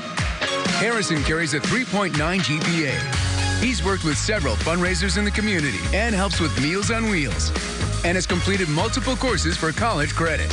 Congratulations to this outstanding Raising Cane's Scholar Athlete.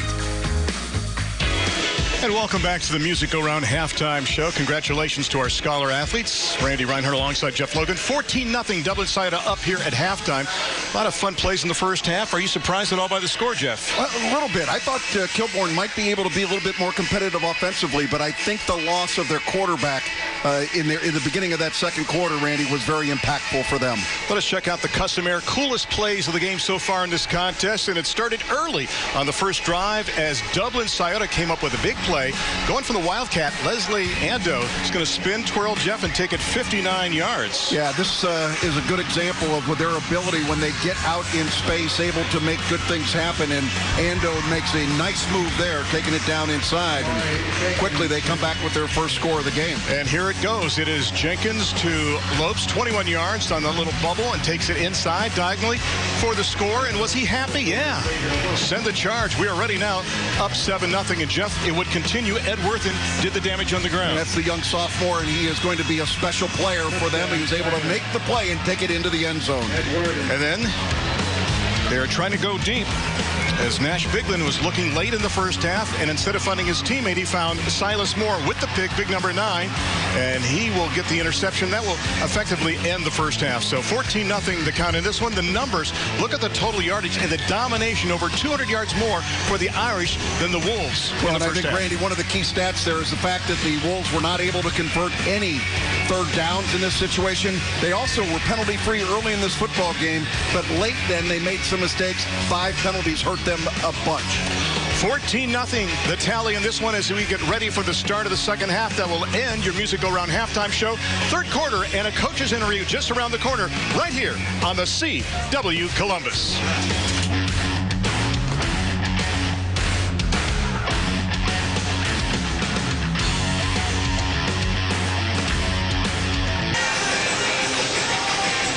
It is another helping of the Bob Evans Coach's Corner. To the sidelines we go, and Mike Todd. Mike Edwards. And Mike, first of all, how's Mitch Thomasek doing? They're evaluating him right now in the trainer room. Okay, very good. Now, what was the message to your team at halftime? I mean, the biggest thing for us, it goes back to our quote of the week. Success is never permanent. Failure is never fatal. Hey, we might think that we failed the first 2 quarters, you know, when you look at the scoreboard, but that's not fatal. And for us, we have to refocus on our fundamentals. We have to refocus on our family. We got to pin our ears back and play a great half. All right, Mike, thanks a lot. Appreciate your time. Good luck during the second half. Guys, back up to you. Thank you, Mike. It's time now for the start of the second half, and the kickoff is sponsored by Ohio University. Your path to success guaranteed. It will be Musab Osiris, 5'9", 140. Also a soccer player as well, too, with the honors to kick this off to start the second half. His team down 14-0 in the Hard Road Classic as Dublin Sciota has the upper hand in week number 2 of our 6-week season.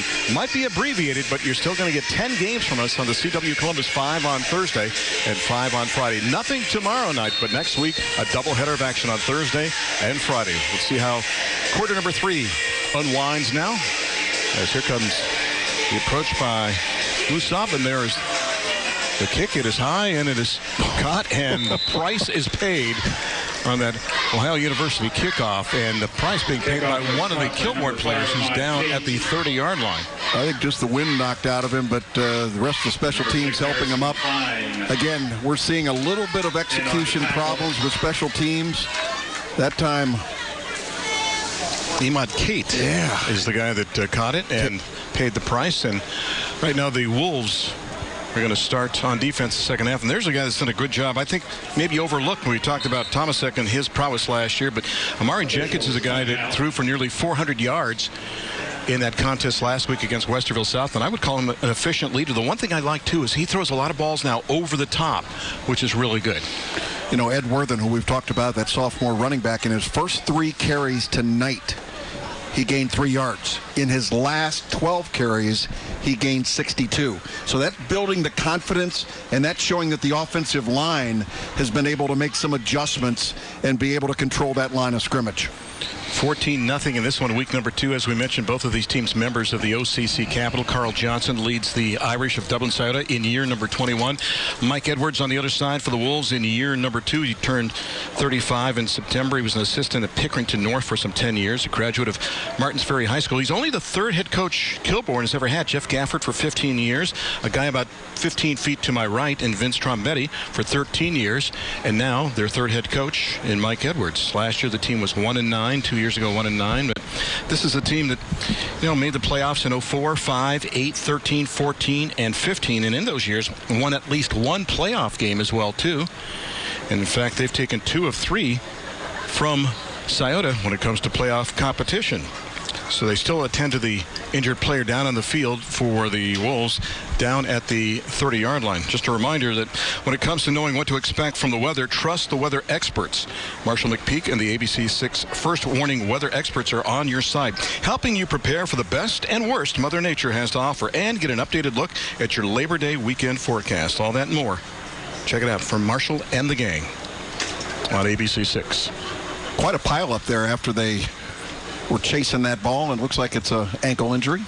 And we'll take a break 14 seconds into the second half right here on the CW Columbus. The injured player was Brian Wilson, one of the leaders on defense for the Wolves. He trotted off the field, Jeff, under his own power, but that's a big loss to start this possession on defense, at least for the Wolves, as the Irish will have it first and 10, mark the ball at the 33-yard line. They reset the clock to 11:57. That first play only took 3 seconds. And student body right for Ando. He thought about going the other direction. Oh, my, is he paying the price. Back at the 25-yard line. You heard the inspired speech of Mike Edwards. We got the Reader's Digest version. I'm sure the Wolves got the extended version at halftime. Well, he talked about their quote of the week, and failure is not something they're going to be happy with. And look at the pressure by Ethan Loring coming up from that middle linebacker position, 35, bringing the heat. And Lachlan Korn delivering, harvesting a tackle or two, marking it back to the 27.5-yard line. So a loss on the play. It'll be second down now, close to about 15. This time Jenkins back at quarterback. We'll get the little bubble screen to the far side. They'll get the ball across the 30 up to the 35, so they get back the loss in yardage and a couple more yards up to around the 36, perhaps the 37-yard line. Number 35, Ando has the catch, and again, the ball goes into the breadbasket. Now the center, Colin Sink. Yeah, look at it. Brings it back. The center, as we talked about at the beginning of the football game, one of the new rules, you bring the ball back to the center. He puts it right down there where the beanbag is, and we play again. The center's a real ball hog now, if you think about it. He really wants to play. Third down and a half dozen to move the sticks now. And Jenkins straight back to throw. Guns across the middle, and in and out of the hands. Xavier Lopes was waiting to make his move, Jeff, and he remembered everything but the football. Well, he took his eyes off the ball there, thought he was going to make a big play, and a lot of times when that receiver's coming over the middle, they worry about that free safety there to be able to hit him. His ball was being thrown there, and it just took his eye off the football, and that would have created a great first down for Sciota, but this is a victory for Kilbourne, Randy, to be able to stop Sciota on this first drive of the second half. Dejwar Ali to punt the football, and back deep now is Skylar Scott for the Wolves back at his own 24-yard line. That possession took all of 1 minute and 23 seconds.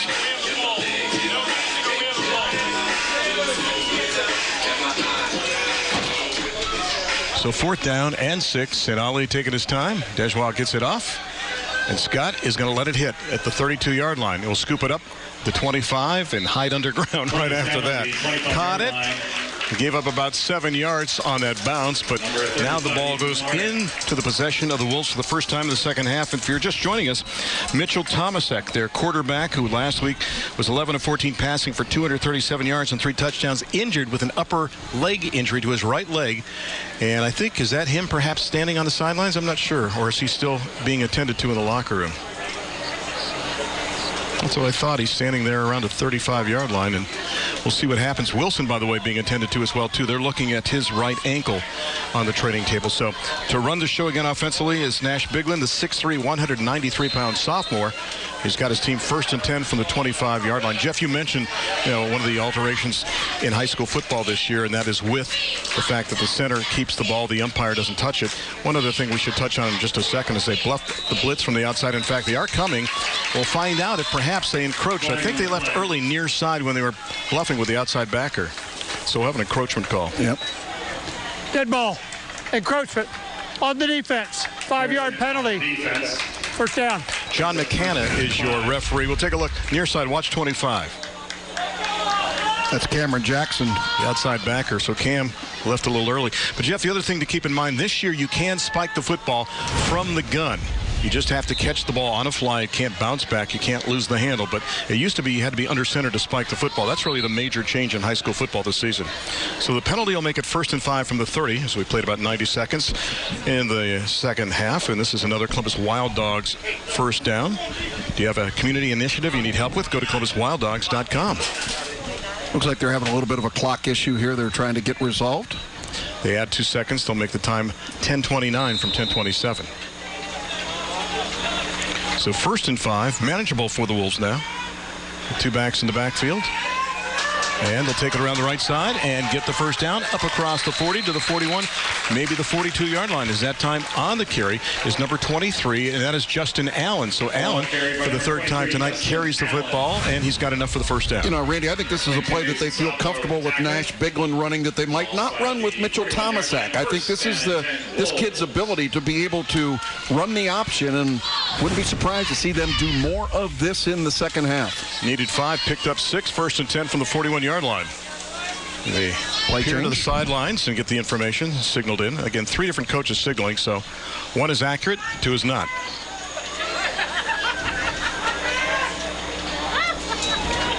Biglin going to hand it off. And they'll get some yardage on this first down play as they'll back their way across the 45 to the 46-yard line. That time on the carry is Trey Davis. I think we thought we'd see more of him in the first half. And again, he's playing more because of the injury to Tariq Gray last week, who pulled a hamstring. They're going to have to run the football if they're going to be successful tonight, Randy. And Trey Davis does a good job of getting himself going north and south up the field. And that is creating great down and distance for this young quarterback to be able to lead his football team. And Davis will check out after the gain of 5 on the play. So halfway home, they need 5 more from their own 46. Approaching 9.5 left to go in quarter number 3, down by 2 touchdowns. And again, a running play, and this time across midfield and near the sticks, and perhaps a first down is the aforementioned J.J. Callip that we talked about late in the first half, who runs angry with the football, gets mad and gets it near the sticks, and where are they going to mark him down? Well, they're marking him down just short of the 50-yard line, Randy. Hard to see from that angle. The one line, Joe, let's see where his knee goes down and where the football is. Right there. I think they shortchanged him about 2/3 of a yard. Yeah, I still don't think he would have had the first down. Instead, it's 3rd down and 1 right near midfield. Trips to the top, 1 to the bottom. They bluff the blitz from the outside. Again, they peer to the sidelines with the lone back in the backfield now. J.J. Callip. You can quarterback sneak this with your big sophomore quarterback. He's a big kid. Wants to throw on a 3rd and 1. Pass is complete down the sidelines. Nearly breaking away on the play is Caden Doherty. That's where they like to get that new receiver in space. We talked about his conversion. He adds to his repertoire as not only a basketball player, but as a football player as well. There's some growing up this young man has done right there with the confidence his coaching staff has in him to be able to throw that ball on 3rd and a yard. Alex Place and his defense now have to make adjustments. The Irish seeing the Wolves with deep penetration now to the 39-yard line with 8:26 left to go in the 3rd. 2 backs in the backfield, sidestep, but Callip can get angry, but he's not going to go anywhere this time. Brought down back inside the 42-yard line, so he'll lose a couple on the play. Good penetration by that defense. That 4-3 that flies so well to the football. And Alex Place is a guy that's been there for a while as a D coordinator, and Carl Johnson has a incredible staff over there at Dublin Sciota. Well, Maxwell Martin Lee is the guy that has the first pressure in there. He's with a defensive tackle, also plays offensive tackle for the Irish. And Randy, sometimes that read option, there's just not going to be anything there. You got to take the negative play and then move on to 2nd down. Loss of a couple. Let's see if it's a passing play on a 2nd and 12. And it would be, but there's nowhere to go. Pressure is on from the get-go, and good job defensively that time by big number 32 shooting through there. That's Vaughn Francis, the middle linebacker, returning starter who last week had 4 solos and 8 assists and a tackle for a loss. You know, this will come with experience with the young quarterback. He's got to be able to feel that pressure coming from behind him and be able to escape the pocket or get rid of the football. You do not want to take a sack there and give yourself a 3rd down and 14. Which is what they have right now with 7:15 left to go in the 3rd.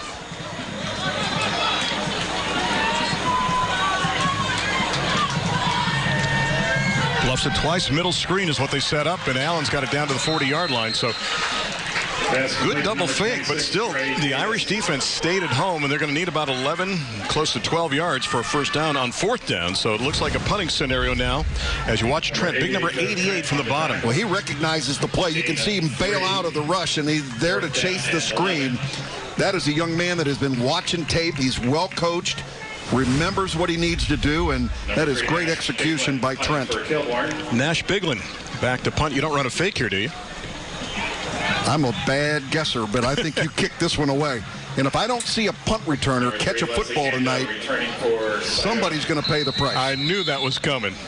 All of this letting the ball hit on the ground, and Dublin Sciota is going to take a timeout. What, do they not have enough guys on the field? The Irish burn a timeout with 6:22 left to go. 14-0. The Irish hoping to get the ball back, up by 2 scores. Week number 2 of Honda's Thursday Night Lights, presented by Columbus State Community College on the CW Columbus.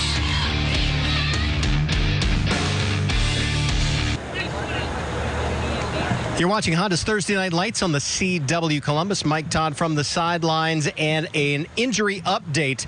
Senior Brian Wilson got his ankle retaped. He's ready to go back into the game. And just to confirm, guys up in the booth, yes, that was Mitch Tomasek on the sidelines in street clothes, in crutches. But one of the first things he did was make his way over to the trainer's table to check on his teammate Brian Wilson. Real leadership there. In fact, he's standing right now at the 49-yard line at the sidelines near side. Biglin to get off the punt. It is high. And will watch it hit. Sorry, Jeff. At the 12 to the 8. It is so bad. That is so bad. 5-yard line. Get up and catch the football if you're a punt return guy. That was one that was easily fair caught.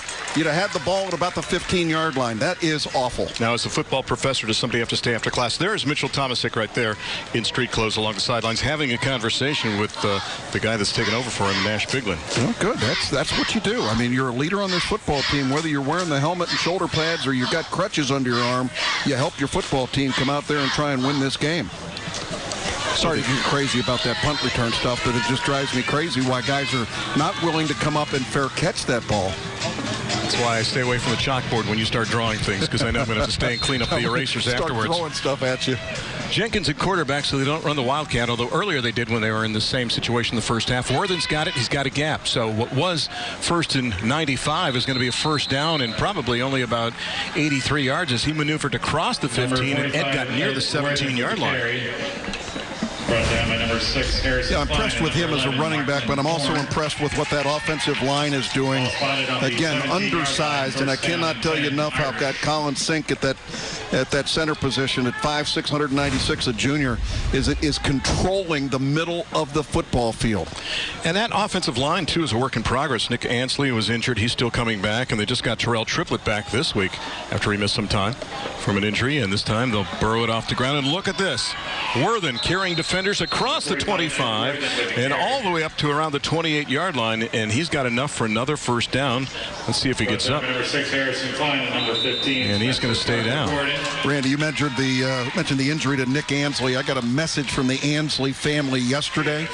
This makes me feel like I'm 1,000 years old, but I coached youth baseball with Nick Ansley's father. And you go back all the time talking about the fact that you're covering kids of guys that you saw go. And grandkids now, too, yeah. And now this is just blowing me away that this has been the case. You finally figured out you're old? Oh, my gosh. Now, this looks like a cramping situation, too, by Worthen, because they were stretching out the leg at the end of the play here. So hopefully that's a minor situation. But by the same token, once you cramp, you never know if it's going to come back again during a contest. So they'll attend to him along the far side of the field. While they do that, just a reminder, from the big screen to your TV, the Drew Barrymore Show debuts September the 14th at 3 p.m. on ABC6. From news to pop culture, human interest to comedy. Get ready for amazing discussions and entertaining television. It's totally Drew, but it's all about you. Be sure to watch the Drew Barrymore Show when it debuts on ABC6 September the 14th. That's the little girl, Jeff, from E.T., okay? Just so you know. I like it. There you go. Did you ever see E.T.? I love that. Okay. That was good. What kind of movie do you like? I just don't know. Is it science fiction, comedy, action, drama? Action. Oh, really? I'm a comedy kind of guy. We work together. How can I not be, right? They're going to keep it on the ground this time. More than off the field now after that injury. And they'll get it up to about the 29-yard line, so 1 yard gain on the play, and that's about it. The interior of that defense just waiting there to make the hit on the play on big number 14, Xavier Jeffy. Xavier Jeffy with a carry. Got to be careful if you're Dublin Sciota. You don't want to get too conservative in this football game, Randy. Obviously, you don't want to make a mistake on your side of the 50 when you're leading just 14-0 in this game. But you've got so many offensive weapons. Now we've got 4 receivers out there. You got to let Amari Jenkins do his thing at that quarterback spot. Trent, Lopes, Jeffy. They're going to hand it off and get it back up to the 29 again. And now the defense, inspired by the Wolves, a couple big stops in a row here. And a good job by those guys to stay at home in the black and blue as Nana Ampensaw, the 5'8 sophomore, helps to make the hit. Big number 57 just grabbed him and then knocks him down. A guy who likes math and lifting. They like his leverage and his quickness and his strength. And another guy that's built like Worthington, 5'8", 205, and just a sophomore. 3rd down and 9 still from the 29-yard line. Blitz coming. Across the middle, they like that pass to Trent, and that time popped up in the air off to the hands of Trent, and we got another player down on the play at the 49-yard line. It's amazing how we're having players go down, Randy. This looks like it may be a cramping situation as well. That's Skylar Scott, who's down right at midfield, I think, with 4:13 left to go. So. And it is just a cramp, but we're having guys drop down in the middle of nowhere. I mean, no contact, and those are the cramping situations. Well, Jeff, what was your elixir for cramping? Did you eat a lot of bananas or hydrate during the week? What did you do? It was just we didn't spend so much time concentrating as they do today on hydration, and I know that is really the key, is just hydrating as much as you can. And cramps occurred early. It didn't matter how much water you drank, and you get into these humid games early in September, the end of August, you're just going to have those situations. We don't see these cramps when we get into October, so it's just part of the drill with the heat in Central Ohio. And we may barely see September, or October, I should say, because you and I are just going to do 6-week regular season. We'll see what happens after that. Coming up at the start of the 4th quarter, by the way, we'll join Mike Todd on the Custom Air Heating and Cooling sideline for a conversation with Worthington Kilbourne principal Eric Thomas. So that's coming up somewhere early in the 4th quarter. Stay tuned for that. 14-0 the tally in this one with 4:13 left to go. So bananas were not a big part of your diet during the football season? I don't think so. And I think that it's natural for the medical staff, the training staff, to be able to give whatever advice they have from a medical standpoint. And if it's more potassium, so be it. Next week, we're bringing you a double dose of Honda's Thursday Night Lights, starting with Worthington Christian playing host to Fisher Catholic next Thursday night, starting at 7 o'clock. And then join us Friday for a special edition of Thursday Night Lights when New Albany takes on Gahanna Lincoln, Friday at 7 o'clock. Your ticket to live high school football is on the CW Columbus. What a doubleheader that should be. Got a chance to watch some of the Battle of Pickerington a week ago on ESPN when Pickerington Central took on Pickerington North, and Central looked like a dynamo. In fact, we'll have Central and Reynoldsburg week number 6 on a Thursday night, followed the next night by DeSales and Hartley to wrap up the regular season. You talk about Logan's heroes, and you certainly have to give Jay Sherritt and his crew out there at Pickerington Central a nod there as being another powerhouse in the state of Ohio. By then, I think 30 guys will have received offers from Division I schools. Just amazing. For the Tigers at that time. Punting scenario now. Big pressure. Yeah. They get it off, and fair catch called for, and backing away, because normally Scott is back there to return the punts, but that had to change as well, too, because I think that's Callip back there. Well, we finally got somebody to return or at least catch a punt. Are you happy now? Well, I'm thrilled that they're doing it the right way, and that time, that probably saved 15 or 20 yards on that ball rolling out. Good effort by the special teams there. And I'll tell you what, Randy, you're Worthington Kilbourne, these couple of drives early in the second half, you have nothing to show for them on the board, but you got to feel good about yourself. They are making progress in a difficult situation with a sophomore quarterback, Nash Biglin, and I think this is a kid that has got the opportunity to be able to move them in the second half. And he's got Allen in the backfield. He's also got Trey Davis out there. So we'll see what they opt to do. Both of those guys stay in the backfield. Coming out as wide out to the bottom of the formation is Lachlan Korn. On a 1st and 10 now, a Wild Dogs. A little confusion. Wide receivers do not know the play. They're going to have to readjust, and let's watch the back judge. Has his arm gone up yet? It has not. Now it goes up with 4, 3, 2, 1. They're not going to snap it in time. Oh, just barely at 0. They snap the ball and avoid a delay of game, but to no avail. There's nothing there on the play for Davis as he looked for a seam. It took that long to get lined up to execute that play? Come on now, let's go. Let's get a better job of getting the plays down from the box to the players out on the field. Professor back on the soapbox again. Well, I give these kids a chance to compete. 2nd out and 10 now from back of the 42. And keep it as simple as you can for your young quarterback out there. Korn wide to the top of the formation. They go with 4 wideouts and 1 back in the backfield. On a 2nd down and 10. Biglin going to keep it. And Nash is going to get up across the 45-yard line. So pick up 3, and they'll set up a third down and long. Third down, they need 7 for the first down with just under 3.5 left to go. Read option, keeps it. Read that outside end. Vernon Williams, number 71. Vernon took the lead, and he kept the football. Good read by the quarterback. Mike Edwards also says you have to believe you can always win. That's what he's tried to impress upon his squad, too. Mike Edwards and Mike Cottrell helps out as the offensive coordinator. Mike's been around for 23 seasons. I believe that's his son, Joey, who's the center on the squad as well, too. Third down play on the slant. Has his man. Pass is complete. Look out. This is Caden Doherty. They like him for his big play potential on the slant. Jeff, he's going to take the distance for the touchdown. And just like that, it is a Ramos Roofing touchdown. And just a reminder, for a free estimate on roof, text or call 614-761-ROOF. And just like that, it is 14-6 on that 55-yard touchdown pass. Well, 2 touchdowns a week ago for Caden Doherty. Number 2, he runs the slant, gets inside position, and quarterback Nash Bigland was able to connect.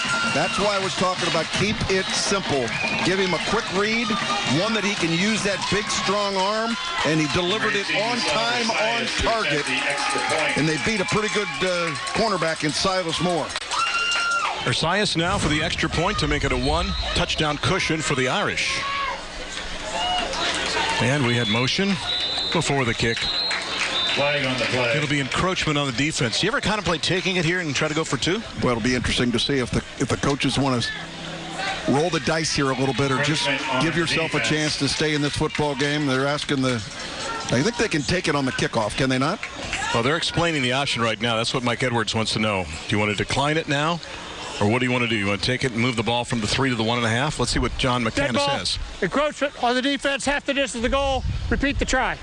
So you're going to move the ball to the 1.5. I never wanted to be too close for a kicker, you know? Make sure you got enough elevation on the kick. Of course, I came from the day of the line drive kicker, the straight-on kicker, which you don't see anymore. The least you make a kicker think, the better. Wow. Spoken like a true running back. No, just let them go do their thing. And it's blocked. Oh, my goodness. The first kick was okay. The second one is blocked, and we stay at 14-6 with 2:42 left to go. Well, the Wolf is happy. He's smoking hot right now, but his team is still down by 8 in this contest with plenty of life left for both of these squads as we look for excitement in the waning moments of quarter 3. And then in the fourth quarter, the Hard Road Classic, where that big piece of asphalt is up for grabs, but most importantly, so is the CW trophy as well, too. There's your Hilliard Lawn and Garden scoring summary. 3 plays, 58 yards, 126 off the clock. The big play, though, the 55-yard slant pattern to Caden Doherty for his 3rd touchdown of the season. And we talked about Sciota not being able to get complacent in this football game.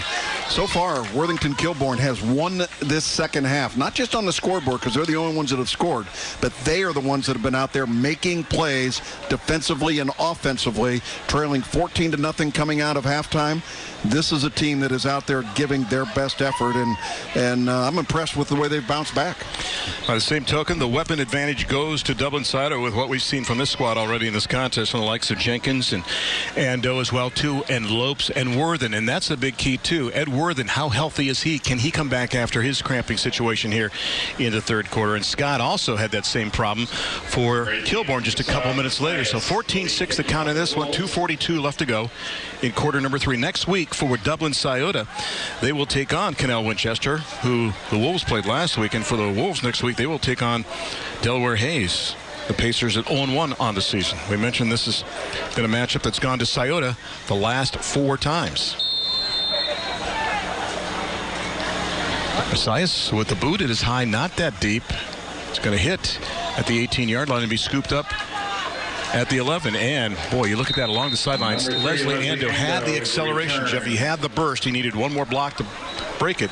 But instead, they'll have decent field position with 2:35 left to go. Let's see what statement Ando and Jenkins and company can make here in the third quarter. Also pay attention to see if running back Ed Worthen will be able to come back after the cramping situation. Jason Rice is the offensive coordinator. Former Scioto Irish player. Great bloodlines there. Along with 9,000 other Rices that I think played football for Dublin. 1st and 10 from the 26-yard line. Quick pop, far side. Pass is incomplete at the 31-yard line. Looking for Lopes on the play. It'll be second down and 10. Don't you feel like Dublin, the Irish have kind of lost their edge here, Randy, just from a complacency standpoint and taking care of doing the basic fundamental things, watching the football, catch the football. Good execution by Amari Jenkins, but they got to pull this team together and get them on the same page. And good news for the Irish, too. Worthington is back in there, by the way, at running back. He's back at the 19-yard line on a second down at 10. On the roll this time by Jenkins, looking downfield, has his man, and the pass is complete. Ando's got it. Ando was up to around the 35-yard line. They're going to mark him back to the 34 with 2:24 left to go. Keenan Price coming up to make the tackle for Kilbourne from that cornerback spot. Good faking in the backfield, delivers it well. But we have a penalty. I think we have an eligible receiver downfield. Let's take a listen. An eligible receiver downfield, number 56 of the offense, 5-yard penalty for the previous spot. Repeat, second down. John sounds like he's yelling at us sometimes. Well, I think he's... Sounds like you. Did he go to class with you or something? Very clear. He's being very clear. Great job by the crew of John McKenna and Steve Robinson and Scott Moon and Paul Maragos and Mike Hamer and David Root going with a 6-man crew tonight. 21-yard line. So mark the ball back to the 21-yard line. It'll be second down and 15 from there as we approach 2 minutes left to go in quarter number 3. It's a one-score contest, 14-6 in this one. Bose to the bottom of the formation. Trent goes that way. Ando is between those, and it's Lopes to the top. Coming back with a little bubble, it goes to Leslie Ando across the 26 to the 27-yard line. That's about it. Good job by that inside of that defense to shut it down. So short gain on the play. Brought down by number 65. Yeah, but mission accomplished on that second down play, Randy, to go ahead and get it up back to where you got the penalty yardage back, and now you gave your quarterback an opportunity at 3rd and 9 to be able to make something happen. Torrance Smith makes the hit on the play. He took a look at Leslie Ando. We mentioned he would be a factor in this contest. My goodness, that young man, intestinal fortitude is his middle name. He's out there pretty much on every play, offense, defense, special teams. They like the tight end over the middle in situations like this. Rolling, dumping, the pass incomplete. Was the contact early? That's the question. The Irish think so. It was intended for Lopes on the play. And coverage offered by the Wolves by number 9, Joseph Borchers. Take a look. Jeff, did he hit him early? Well, watch it looked like a bang-bang play to me where the timing was pretty good, and I think that pretty good defensive play by Borchers there. How about another look? Okay with me. Borchers on the coverage. Turning starter, 5'9", 145, and a senior. And I think it's Ali back to punt. Again, they have 2 different kickers in Salvatore and Ali. And indeed, it is number 6 back.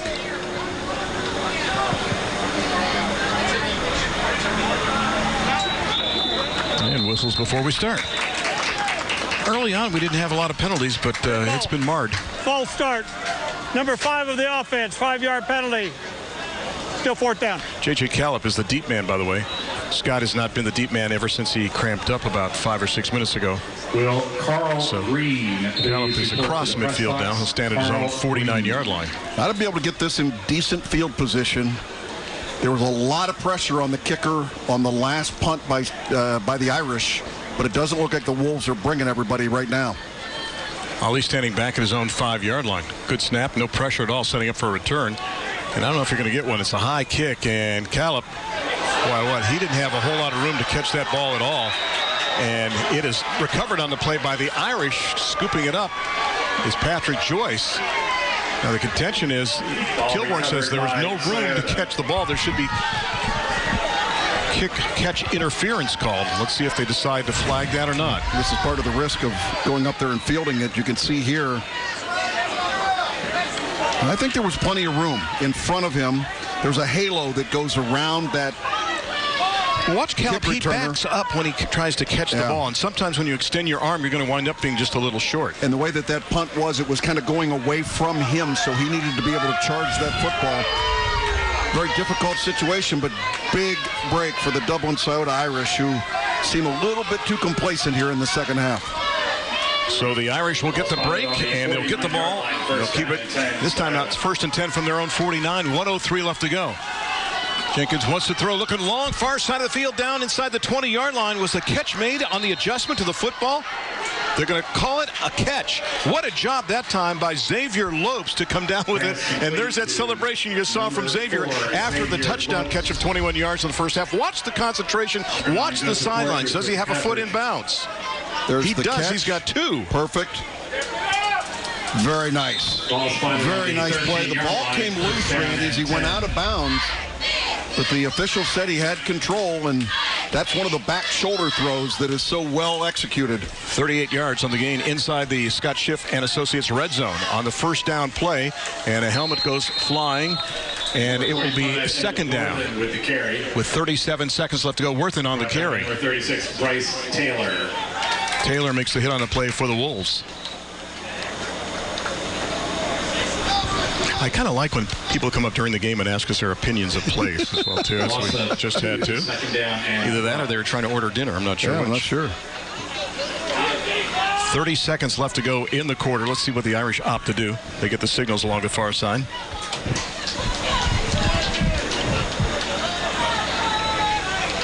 Could be close as to whether they have to run another play or not here.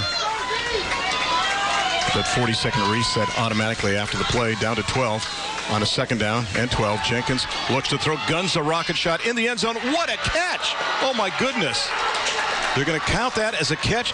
What a play. Another Ramos Roofing touchdown. Tyson Bowes, who made a catch last week, pulls that in for a Ramos Roofing touchdown. Texture call, 761 Roof. This all goes back to the muff on the punt return, not being able to control the football. Watch here. He looks off and delivers this ball one-handed in the corner of the end zone. Look at that. Zoop. Sucks it in. No question about that. Wow. Being a perfect catch and or throw and catch. And you love the receiver with the big frame, and there you got it, Tyson Bowes. 3 catches last week, 52 yards, including a 33-yard touchdown catch. So it's now 20-6. He grabs it with 5 fingers. It leads to 6 points. Ali for the extra point. Not stylistic, but it made it through, and it's 21-6 with 2 ticks left to go in stanza number 3. And, boy, I tell you what, that man made a play. Had a big catch against Westerville South, as we mentioned last week. They like his body positioning, they said, too. Well, that time, it looked like he was tied up with the defender in the end zone, but still got one hand on it. Is that one of those speeches, congratulations, never catch it with one hand again? Well, I'll tell you, this is a young man that obviously has the capacity to be able to make big plays, and they coach this. I mean, they do drills, one-handed catches all the time. They try and convince these guys to use both hands, but they also realize that there's going to be situations where you may only have the opportunity to be able to catch it with that one hand. So the muff on the punt leads to a touchdown for the Irish, and there's your Hilliard Lawn and Garden scoring summary. 3 plays, 51 yards, as technically because of the penalty they had to go further than that, but Bowes will take it in. The last 15 yards from Jenkins for the touchdown, and the extra point makes it 21-6 now with just a couple seconds left to go in the third quarter. So, Jeff, you were talking about a wake-up call perhaps for the Irish. It seems like they got it late in the third quarter here. They got a wake-up break more than anything else, Randy, because what happened was on that muffed kick, it gave them some energy to get back into this football game, and that drive was more emblematic of what we've expected out of a Carl Johnson coach football team. Dejwar Ali with the honors, and we'll kick it on a line. It'll be scooped up inside the 10-yard line, and that's where the return will start for the Wolves, up across the 20-yard line to the 22, and that is about it. So a return of about 16 yards on the play for the Wolves by number 15, Spencer Parker Gordon. And that will end the third quarter. What a statement by the Irish late in number 3. 21-6 the tally as we head to the fourth quarter of week number 2 of Honda's Thursday Night Lights, presented by Columbus State Community College, right here in one place on the CW Columbus.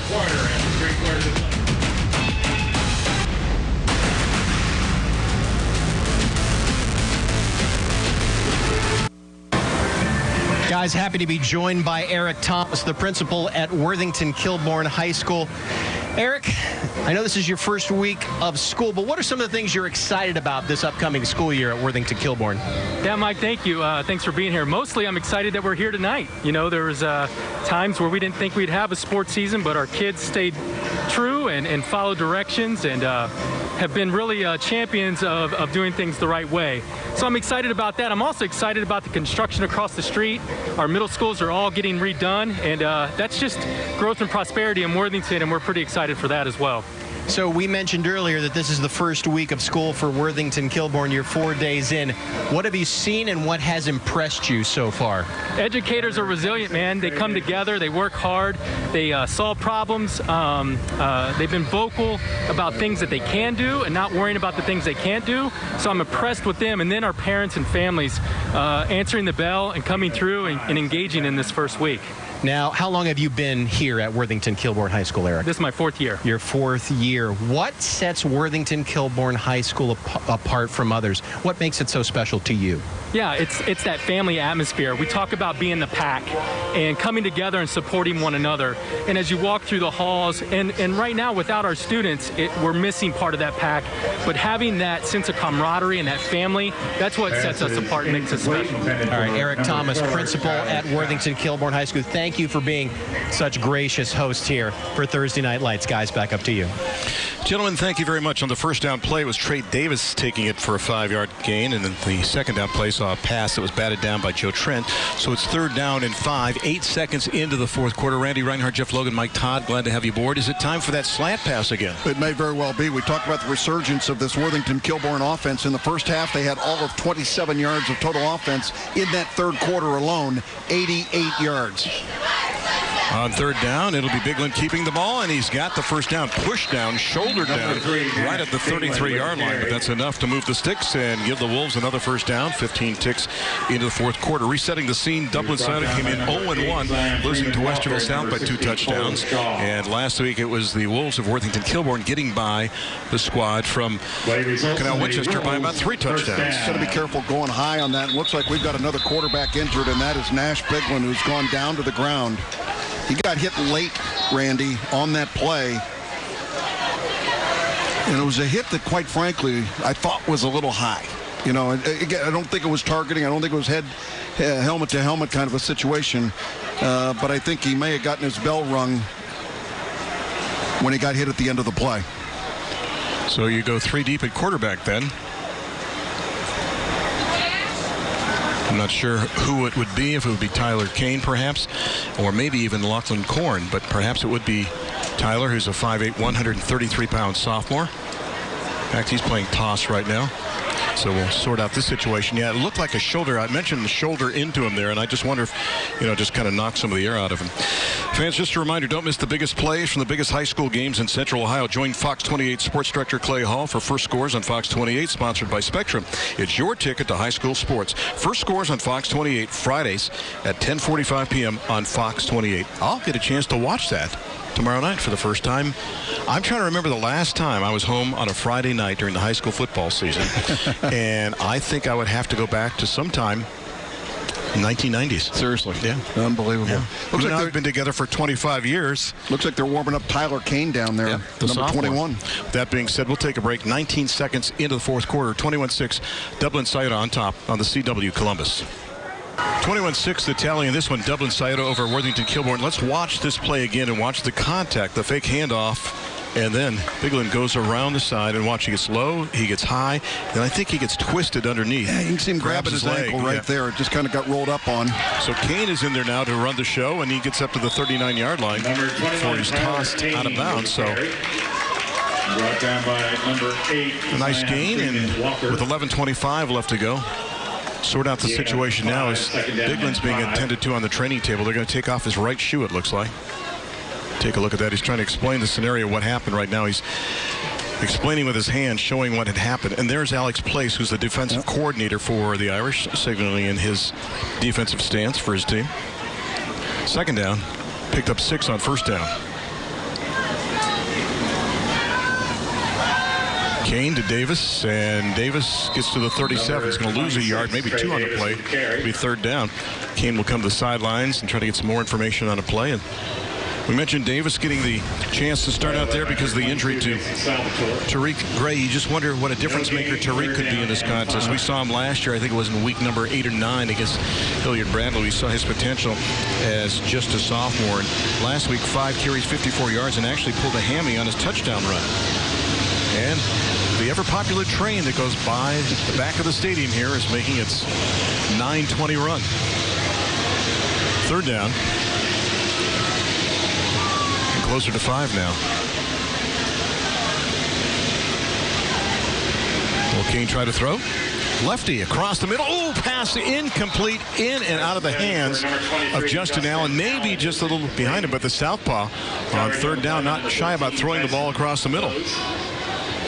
Pretty good job setting up back there. He found his receiver, threw just a touch behind him. You can see there, nearly had the catch, was Justin Allen over the middle. With 3 deep on the quarterback spot, it's got to really be difficult for the offense to be able to click. But a great opportunity there for a first down conversion. Good coverage on the play by Tyson Bose, who has that one-handed touchdown catch in this contest. So now we go 3 deep at punter, too. Jeff, you're next, by the way, if it comes down to it. I was going to say. Good snap. And there's a kick, fair catch called for, and dropped. At the 30, there's a flag. It's going to be picked up and run back, but there's a flag at the 35-yard line, and the Kilbourne fans are going to be very upset because they felt they had catch interference on a kick earlier and didn't get it called, and here they're going to feel that it should not be called, and they're indeed calling it on the Wolves. I thought it just bounced out of his midsection quite a ways. Well, it did. I mean, he ran up on the ball. This is the first attempt that Sciota has made to try and field a punt. But you can see right there, and again, contact was made. Contact was made, and that's the reason for the call. Yeah, you couldn't see that on first glance because he went around the far side, but he did touch him. And the contact initiated there by Harrison Klein. Yep. A lot of booing going on here on the Kilbourne side, but when they get a chance to see that on replay, they all got their videotapes going back at home and DVR in this game and making sure that they catch it. I guarantee you they're going to have to go, I guess we shouldn't have booed. And that's why what we do is more important this year than ever before. Because of the pandemic, less people allowed in the stands, a maximum of 15%. So that's why we try to double up in the 6 weeks and bring you as many games as we possibly can, because we know there's a lot of people that want to see these games. And in fact, we're providing our service to the homeschool that week as a streaming service as well, too, to give them a nice quality job that Dean Marini and the crew do with 5 HD cameras. So 1st and 10 from the 44-yard line. Ando's got it. Leslie finds a gap across midfield and just slowly weaves. There's a guy that understands blocking and blocking schemes, because Leslie just waited for his blocks, the in-out moves, and he's going to move the sticks. So first down now for the Irish. Just a reminder, we're making it easy to relive tonight's game and the entire 2020 season of Honda's Thursday Night Lights, so don't sweat it if your DVR doesn't record or you want to share the game with someone out of town. You can rewatch or share the entire game by visiting our YouTube channel at youtube.com/WSYX on your side, and look for the 2020 Thursday Night Lights playlist. 1st and 10 from the 44 of the Wolves. They'll keep it on the ground and get it inside the 40, and look at the pile move. This is where fatigue, Jeff, can be a factor, especially if you're the Wolves on defense, when the other team has that 2-touchdown lead, and then you put in a guy like Ed Worthington who can just beat you up tackle to tackle. Number 45, Ed. And again, he had cramps early in that third quarter. Randy had been able to come back strong, and down by number 36, Bryce Taylor. 2 real big first down plays for Sciota. Kind of slept through the third quarter, didn't they? I mean, it just seemed like they weren't as sharp as they needed to be, and now it seems like Carl Johnson's got their attention. Numbers on Worthington as he approaches the century mark. Maybe 20 carries will give him 100 yards. 9:14 and ticking in the 4th. Nice gain on that first down play of about 7 yards. They need 3 more. Worthington's going to get 1. He's going to get 1.5, and that's it. He's not going to get to the sticks inside the 35-yard line. But if you're Sciota, you're happy with that. You can drain more of the clock, have a 3rd down and short now, up by 15 points in this game. And you look at the Sciota team, and Jeff, I think they needed one more week of scrimmage, if you will, last week. South is a pretty good team out of Westerville, but this team looks like it's got so many different weapons, it's going to be hard to key on just 1 or 2 players. Yeah, they really do, Randy. And if they can just stay focused on what is important to their football team, I think they can go a long way. They need 1 on 3rd down. It's Worthington, and he tripped in the backfield at the 42-yard line, stumbled. I don't know if he got his feet caught up with Jenkins or just stumbled on his own. But he fell down at the 37-yard line, so he'll lose a yard or so, and that'll be 4th down and nearly 3 on the play. Take a look one more time. Yeah, he stepped over the foot of Jenkins, it looked like. Just the meshing between the quarterback and the running back was not solid on the play. Looks like they're bringing up a punting situation here, Randy. But they're not going to. Maybe field position this, or maybe not. They're not showing it as of now. Who knows? They might try to draw them off or milk the clock another 30 seconds or so. Go with that stutter count, and we've got a flag on the field. Now and it's they're going to be a false start on the offense. Dead ball. Encroachment on the offense, number 53. Lined up. 5-yard penalty. Remains 4th down. In the neutral zone. On the right side, the right tackle, Malcolm Green. And now that takes away any doubt, Jeff. Now you do have to punt. Number 6, Dejwar Ali to punt for So Ali back on the field now to punt. Number 4, Skylar Scott back for Kilbourne. Well, we've had 2 muff situations in this game.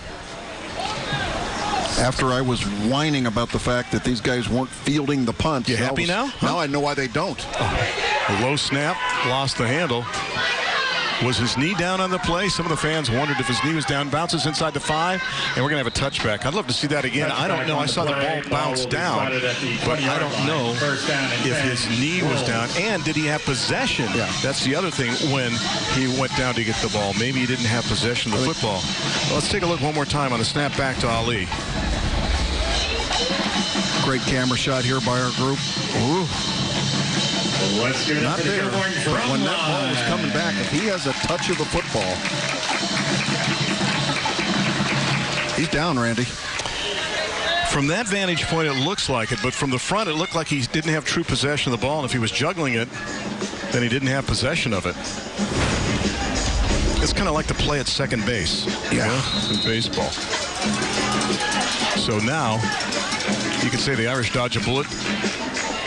And plenty of work for Keane and company to do. Down by 2 touchdowns. Third-string quarterback, 7:25 left to go, trying to run his team down the field some 80 yards, and then do it again. Corn in motion. Keane back to throw. Pumps, looking long downfield and trying to adjust to the football, and it's caught. I think it's caught on the play. Ando on coverage, who loses his helmet again, and trying to come up with the ball was Caden Doherty. And again, what did we tell you about 50-50 balls with Caden Doherty? That's a great story, this Caden Doherty. Watch here as the ball gets deflected right back into his belly. And he kept it off the ground. He certainly did. The hands of a basketball player. That is impressive. Didn't play football at all last year. Did he have control of the ball before it touched the ground? 31-yard gain, and back to live action. The pass falls incomplete down to the 41-yard line. But, there's a situation again where, Ando lost his helmet. The intended receiver there on the play was Allen. It'll be 2nd down and 10 now with 7:02 left to go. I love the story on Caden Doherty. Didn't play football. Basketball player, and Coach Michael Edwards goes and watches him play basketball and said, I need that kid on my football team. He had fire in his eyes, and the teammates talked to him. They said, you're what we need as a wideout. Perfect compliment to Skylar Scott. And the two have worked very nicely together. Scott, by the way, had that cramping situation. He is back in there on this possession again, too, with 3 wide at the bottom. For Keane and company, is 2nd down and 10. Once the throw, pushes it across the middle that time. Was it caught or was it trapped? Nobody's signaled anything so far. They're saying he caught it. They're going to say he caught it. Allen made the catch. They're going to mark the ball at the 45-yard line. So it's a gain of 4. It'll be 3rd and 6. Ball low, delivered just low. He got tipped, too. So 3rd and 6 from the 45. Allen's going to readjust to the top of the set. Skylar Scott, the lone receiver, to the bottom. Kane on the out, and the pass is caught.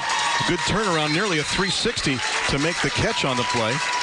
And once again, it's Doherty. I'll tell you what Worthington is doing tonight is absolutely remarkable, because they haven't had enough reps for their first-team quarterback to get comfortable in games. Now you're down to your third-team quarterback, and he's out there executing like he's the number 1. Very impressive. Gain of 8, and that's what Caden has done in this contest. And, of course, he was over with a touchdown last week, crossing the goal line. This time they'll keep it on the ground just to mix it up on another wild dog first down. And nothing there on that time for Davis and company as he's brought down back around the 38-yard line. Timeout going to be taken by Kilbourne with 6:07 left to go, so the Wolves will burn a timeout. We'll take a break as well, too. 21-6. The Wolves down, but they are driving. We'll find out what happens in week number 2 of Hottest Thursday Night Lights, presented by Columbus State Community College on the CW Columbus. 21-6 Dublin Sciota, but Worthington Kilbourne driving. Coming up at the conclusion of tonight's contest, Jeff and I will select the rally's player of the game. So stay tuned for that. Pass. Here we go downfield, wide open. The catch is made, and it is a touchdown. Count it. Doherty will take it in for the score, and 6 more. It's 21-12 in this contest, and now you've got to go for 2. Yeah, they missed the extra point on their first score, and you talk about catching Dublin Sciota napping.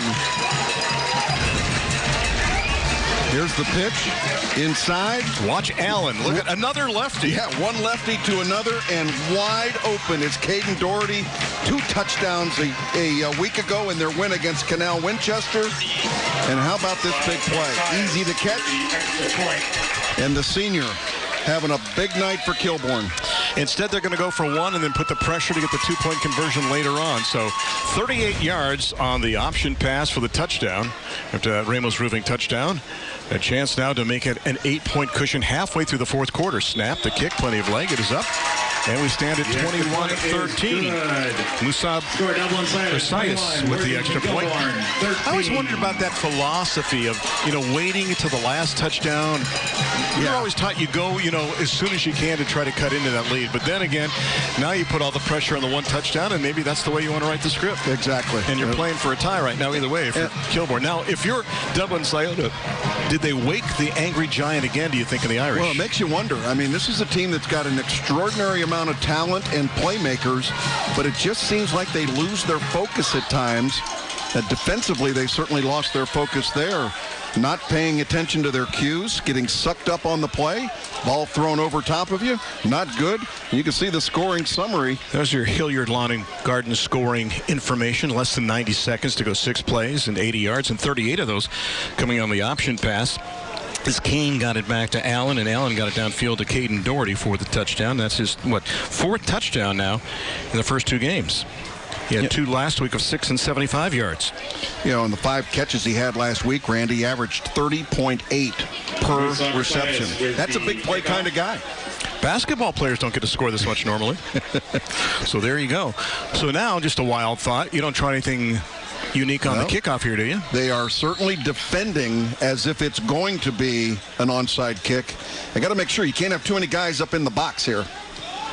And they're going to pop it up, and they bring Ando up just for that. Great coaching there by the Irish. They had Leslie standing right around the 42-yard line, and he just retreated back to around the 37 and made the catch on the play. So now it goes back to the Irish. Timeout situation now. Each team has 2 remaining. Numbers on Leslie Ando. As a receiver in this contest, he's got 4 catches for 31 yards. And carrying the ball in this contest, 6 carries for 75 yards. You want to talk about somebody who's a multi-purpose threat. There's Leslie Ando. Also, he returns kickoffs as well, too. And he's made a couple big plays defensively to bat down balls. Maybe he's in the running there for your Rally's player of the game. He's certainly an impactful player for Dublin Sciota. Now you got to have your leader at quarterback be able to take care of business. Don't get too conservative here and get the ball back 3 and out. See what Amari Jenkins and Ed Worthen can come up with here offensively. The Wild Dogs first down, ColumbusWildDogs.com. They're going to hand it off and get it up to around the 40-yard line. As Worthen on the carry that time, he'll pick it up and gain it, how about 4 yards? Let's see if they mark it the 40 or 41. That should put him over 100 yards rushing. He was at 93 before. He should be right at the century mark now with 5:40 left to go. Sense of urgency right now. If you're the Wolves, do you have to make a stop on this series here? I think they do, Randy. You don't want to have to get it down to inside 2 or 3 minutes left in this half when you've got a 8-point deficit. And for Dublin Sciota, though, Randy, the important part is take care of the football. Don't turn it over. 2nd down and 5 for Jenkins and company. The handoff. The surge, the push, and what a nice run that time by Worthen. Worthen somehow breaks through the pile, goes off to the right, and comes up near the 45-yard line. He's going to be shy of the sticks by less than 2 yards. So it'll be 3rd down and just more than 1 as we approach 5 minutes left to go. Brings up 3rd down and 2. Looks like he got shot out of a cannon here as he got himself up inside, found the hole, and expands himself right out there. Looks like they got the mark pretty well, too, right just short of the 45-yard line. You know what, Jeff? Sciota started 4 of 6 on 3rd down conversions. Since then, they're now 4 of 12. And by the way, we're looking at the quarterback for Kilbourne, the 2nd stringer. Nash Bigland being attended to with an ice pack on his right leg. Yeah, they're going to Worthington got the handoff. Did he break the plane? They said that he did. They're going to give him the first down, and so they were able to convert. That's an interesting stat, Randy, that you just read there. And that gives you some idea of how this team was really getting things going early in the football game and then just kind of lost their focus. We have a player for the Irish that looks a little shaky coming off the field now. Now, it's going to be Terrell Triplett. And that is what we are playing for, that majestic trophy. You talk about the Stanley Cup. This thing just makes the Stanley Cup pale in comparison. That thing is ginormous. That pylon is about 12 feet tall in the end zone, just so you know. You realize Mike Todd white gloves that every night? He has to, yeah. Yeah, I mean, that's a very important... He gets it from Mounties, I believe, too, like they do with the cup. You know, they do the same thing. 1st and 10, and everybody left on the left side of the defensive front. Were they drawn off, or did they encroach? They're going to call false start on the offense. Interesting. One of the busiest jobs tonight. False start on the offense. 5-yard penalty. Still first down. Has been the training staff of Worthington Kilbourne. They have had player after player. And Ash Bigland has just been sitting there for the last 5 minutes with an ice pack on his right ankle. So now, interesting situation for the Irish. You want to keep that clock cranking, and now it starts up again with 4:15 left to go. And you've got a 1st and 15, though. Unofficially, I have each team with 2 timeouts remaining. You almost sense now if the Irish can get just one more first down, they can seal this victory. The workhorse has been Worthington. He's got it again. They try to tackle the football. Instead, he gets up to near the 46, perhaps the 47. And I think the Wolves are going to take timeout number 2 with 3:54 left to go. They have 1 remaining. So do you take the next one after the 2nd down play, or do you wait until after 3rd down? Come on, Coach. Well, this is an interesting situation. You got a young head football coach here having to make these kinds of decisions. And, you know, the coaches go through this, and they talk about their strategy. And I don't know that there's a scientific right way or wrong way to do it, but they certainly have their idea of what it's all about. If you're running for office, that was a very political answer there. You talked and said absolutely nothing. After tonight's game, catch up on all of the day's biggest news and get a first look at what to expect when you wake up in the morning. Make the switch to Fox 28 News at 10 and know more and know it first tonight on Fox 28 News at 10. You want to try that answer again or not? No, okay. I'm not going to touch it. All right, 2nd down and long right now. They picked up 4 of the 5 penalty yards, so they need 11 more. 3:54 left to go here in regulation.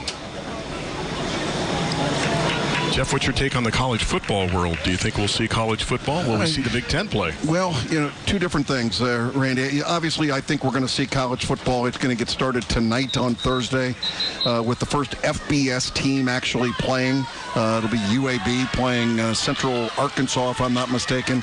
But we're going to see football in the month of September, and I think that the Big Ten is poised to be able to make a decision to be able to save this season somehow if they can make an announcement in the next couple of weeks. Jenkins and company with a 2nd and 11. The quick pop to the far side, and the pass falls incomplete, so it's a moot point. You don't have to worry about burning the timeout if you're the Irish. Intended on the play for Xavier Lopes.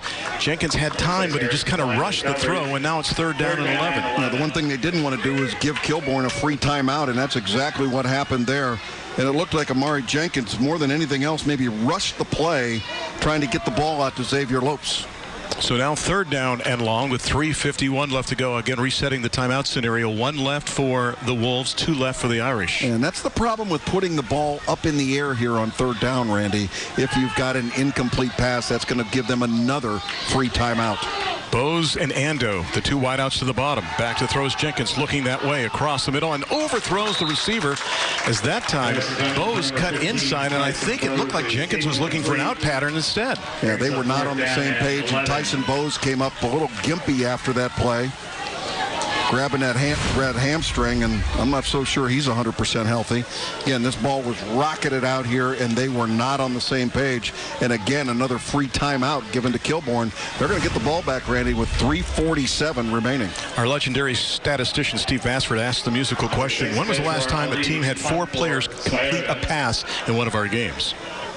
We've had that here tonight for the Wolves. Number 4, Skylar Scott back for Kilbourne. Ali standing back at the 30. Scott is back in there after the cramping situation, and now do they have enough on the field? The Wolves make a late change. There's the kick. It is high, as not as deep. It's going to hit at the 27, trickle inside the 20, and there's the roll. Jeff inside the 15, all the way down to the 11-yard line.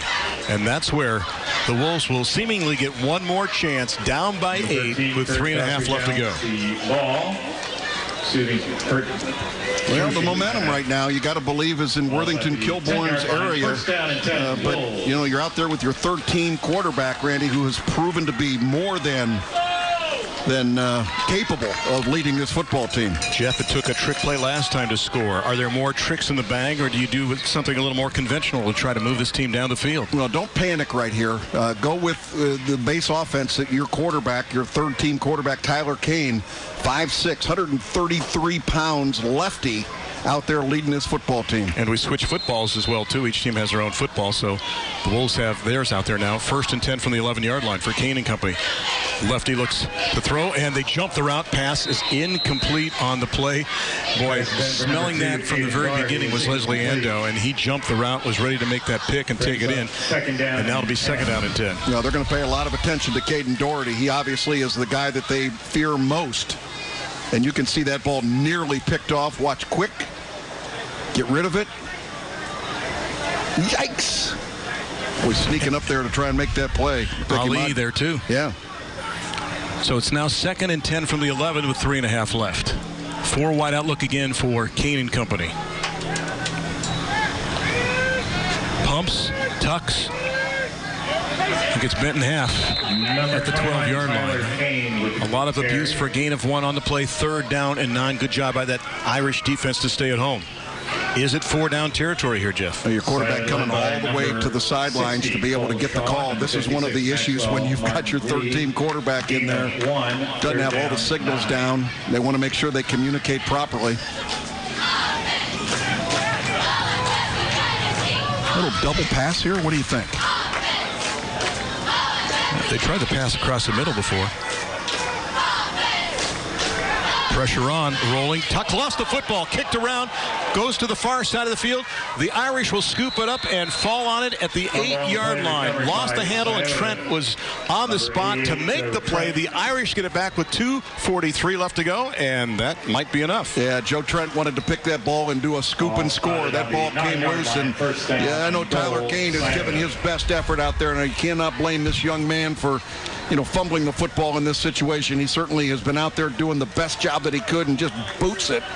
And there's the big defensive end, Joe Trent, also plays tight end at 6'4", trying to scoop and score. And there's the big strip job on the play, too, by Mason Salvatore. Let's give him credit for coming in there. And Salvatore freed up the football on the play and allowed Trent to make the recovery. We're inside the Scott Schiff and Associates red zone, but how anxious will be the Irish on this possession to score, we ask? Can I say hand it to 45? You can say it. They will do it on the 1st and goal play, and they get it down to around the 5-yard line. Well, if you're the Wolves, you have one more timeout. Do you even take it? Not at this stage. Brought down by number and then it will be 2nd down. 2.5 left to go. Ethan Loring. You got to hope for a silly turnover here by Sciota. You know, Jeff, so many times in a contest you pick a player or two and you can see that person as the hero throughout. This script had so many different chapters written by so many different authors in this contest that it's hard to sit down here and say, who was the most outstanding rallies player of the game in this one? On a 2nd down and goal, they're going to milk this clock for as much as they possibly can. You know, Mar Jenkins has been a heck of a leader out there tonight. Leslie Ando has made big plays. Xavier Lopes have made big plays. And Ed Worthen has been the hammer. I mean, all those guys, I think, have competed at a very high level. Carl Johnson waited and milked the clock as much as he could and went to the linesman and said, okay, we're going to take a timeout. That's our 2nd one with 1:56 left to go.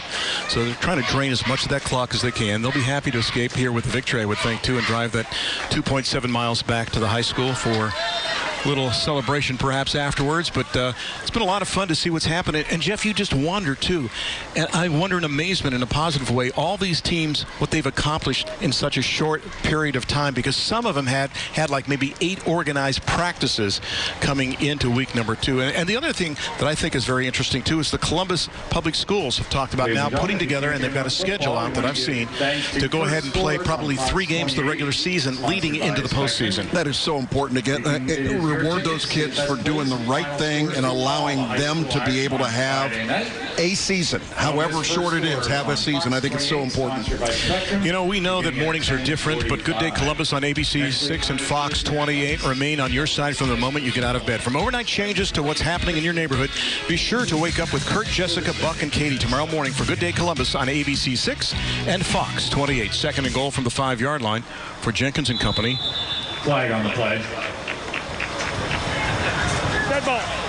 Ball start on the offense. 5-yard penalty. Second down. It's not the way to end a game. No, it's not. And again, this is just lack of concentration out there. And you mentioned the fact that they've had limited number of practices, limited numbers of scrimmages to get ready for this stuff.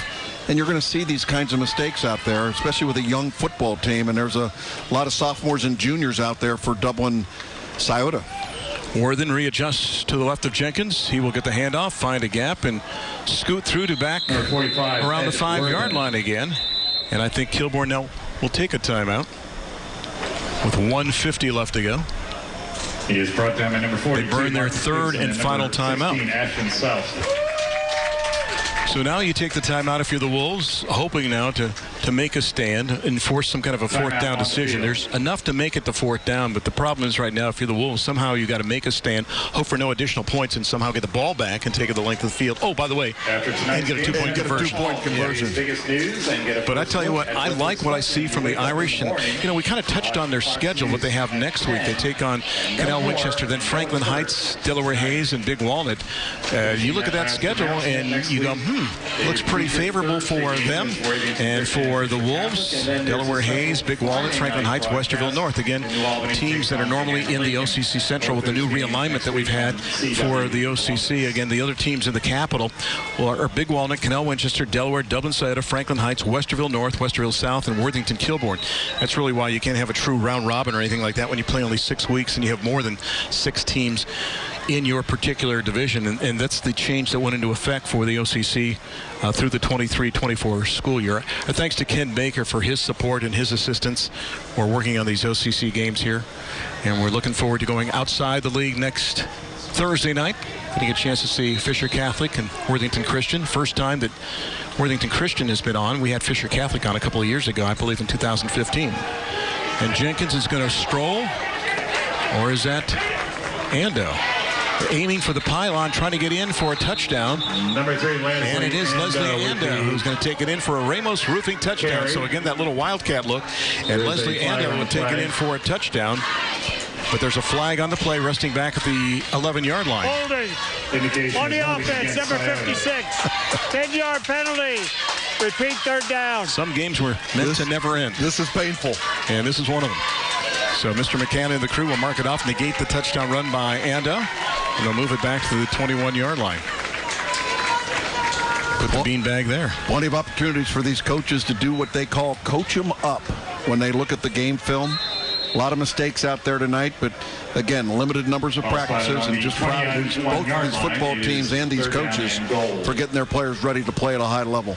That's 3rd down and goal from the 21-yard line. Dublin Sciota had one of these in the first half, and they got the slant pass to Xavier Lopes from 21 yards out for the touchdown. So it's 3rd down and goal from the 21. 1:42 left to go. No timeouts left for Randy. Under no circumstances is this ball going in the air. You do not pass the ball here. You don't. They will not pass the ball here. What is going on? Did they take too long? No, it's a timeout. Okay. Timeout. The Irish burn their final timeout. Now, both teams have exhausted their full complement of 3 timeouts.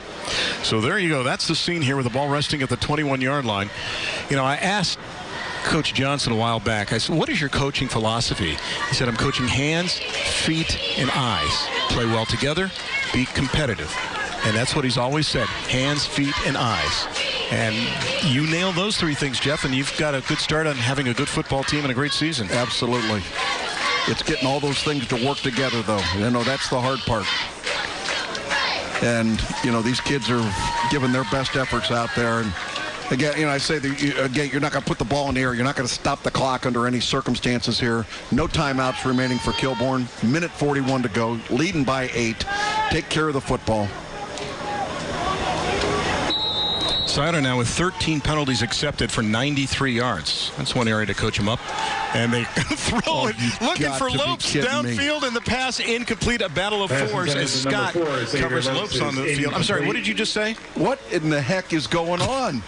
Oh, my goodness. It'll be 4th down now from the 21-yard line and goal with 1:36 left to go. I cannot believe this. So 4th down from the 21-yard line. They're not going to kick a field goal. I wouldn't be surprised to... They throw it again? Yeah, to put it up in air again. We'll find out what happens. Yeah, that burned all of 5 seconds. You're trying to get out of town, get back on hard road, and head 2.7 miles west, and you're stopping the clock? Excuse me?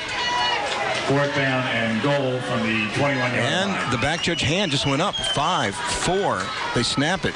He's going to hand it off to Worthen. He gets it inside the 20, down to the 16-yard line, maybe the 15. And the Wolves will get one more chance to howl with 1:32 left to go.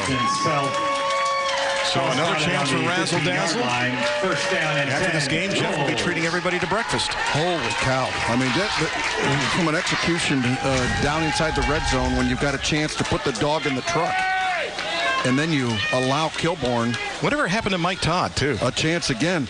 He may have taken the orb and gone home. Mike, are you still down there, sir? I'm still down here. Okay, so make sure. Mike, what's going on? Well, nobody wants to go home. I guess not. We're just so happy to have high school football back. We don't want it to end. We don't want it to end. Yeah. Well, it's Labor Day. This is our Jerry Lewis telethon right here, right? 1st and 10 from just past the 15. Call at the 16-yard line for Kane and company. Back to throw. Guns it on the out. Throws it behind Scott on the play. It'll be 2nd down and 10. 1:28 left to go. So Mike has got the trophy down there. He's ready to go to present that after they do their presentation of the asphalt that goes to the winning team. The losing team presents it to the winning team as part of the Hard Road Classic. And it's been an honor to cover this game. I've heard about it so much in the past, and it's been a thrill to bring this to you in week number 2. And we go back to a doubleheader of games next week on Thursday and Friday. Look at this little triangle formation, trips to the bottom. And for Allen, the pass off his fingertips. He had some room. The pass is snared at the 30-yard line, but had to go off his fingertips. So that'll be 3rd down. Now, Allen has to go and retrieve the football downfield, too, because the officials can't touch it. It's kind of strange at times just to see the football lying there and they go, oh, somebody's got to get it. Exactly. All right, 3rd down and 10. Obviously, you need 10 yards here. Do you think about something shorter here, trying to move the sticks and keep the drive alive? Well, after my predictions with what Scioto was doing with the football at the end, I'm of no value right now in terms of what they're going to do. I think you throw it deep. Have 4 guys just go deep, fire the ball up there, see what happens. Allen and Doherty to the far side, and that's where they're going. Long downfield for Doherty. There's contact. Did he catch the ball? He dropped it, but there's a flag on the play. Doherty almost caught that ball as well, too, with the contact. And the flag with 1:18 left to go will keep the drive alive for the Wolves. So the mistake made in the defensive backfield is they were playing the man and not playing the ball, and it created a contact situation before the ball got there. Now watch Doherty. He almost comes up with this ball. It hits him in the hands. This kid's amazing. There's the interference. So you move it from the line of scrimmage and spot the penalty from there. So that's going to move the ball to the 31-yard line.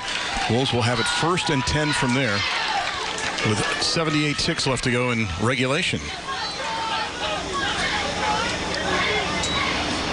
Low snap to Kane. He's got it. The pressure's on. Can't get away.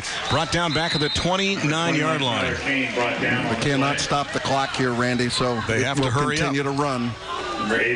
Shouldn't have any difficulty getting it there. See if they spike the football here or just try and throw the deep pattern again. 2nd down and 12 now from the 29-yard line. Korn giving him signals saying to spike it, it looks like. 3 wide to the bottom. 54 seconds left to go. Going to throw it. He's going to look on the out pattern for Scott. He's got it. Skyler cuts it inside up to the 37. Short gain on the play. Picks up about 6, and the clock continues to drain now with 40 seconds left to go. It is third down. You got to pick up the ball, guys, and get it back over there. The center's got it. So one thing, you can really dictate the pace if you're trying to make things happen late in the contest on offense. Under half a minute left to go. Third down and 4. Kane looking, dumping, and the pass is caught. It's a first down that'll stop the clock while they move the chains. Allen makes the catch at the 48-yard line. First down, but again, as soon as those chains are set, that clock is going to crank. First down, Wolves. And there goes the clock. Down to 20. Down to 17.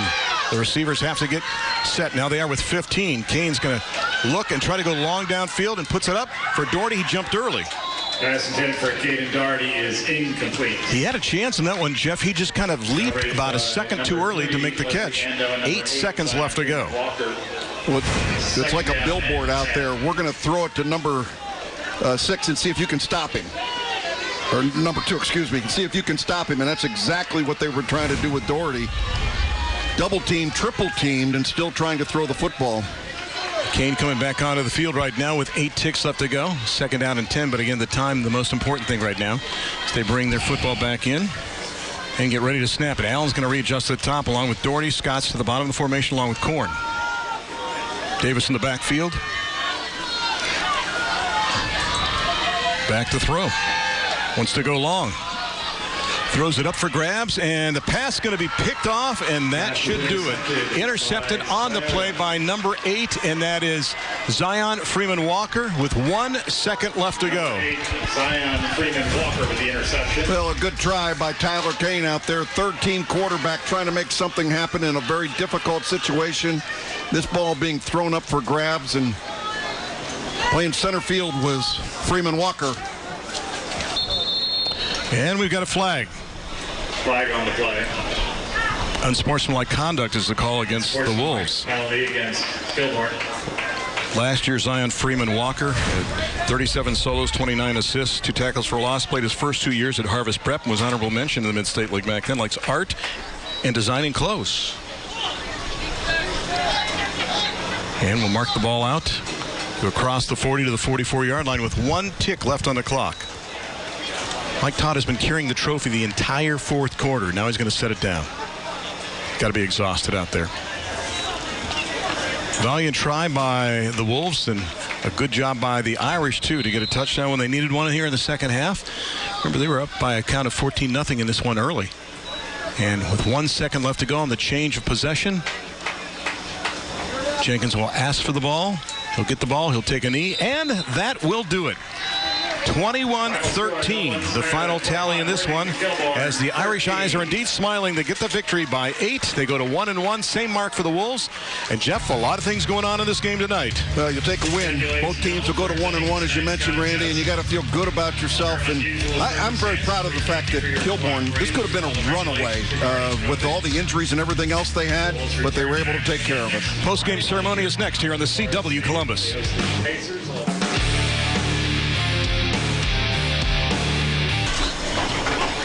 Welcome back to Worthington Kilbourne High School. Dublin Sciota wins the Battle of Hard Road 21-13. Let us head down to the sidelines. Mike Todd is standing by with the Irish. All right, thank you so much, Randy. Carl, first of all, I need you to introduce this gentleman. Who is this gentleman over here? Nick Magistrelli, our athletic director. And what is he holding? He is holding the 26th Hard Road Championship trophy, which is going to stay here at Dublin Sciota. All right, and I said at the beginning of this game, in order for you guys to have a chance tonight, you had to win the turnover game. You did that. What did you see tonight from your team? Well, we improved from last week. I feel good about that. We improved from last week. We still got a lot to improve on. We had way too many penalties, but I was really proud of us. No turnovers. That was huge. I thought our defense played great.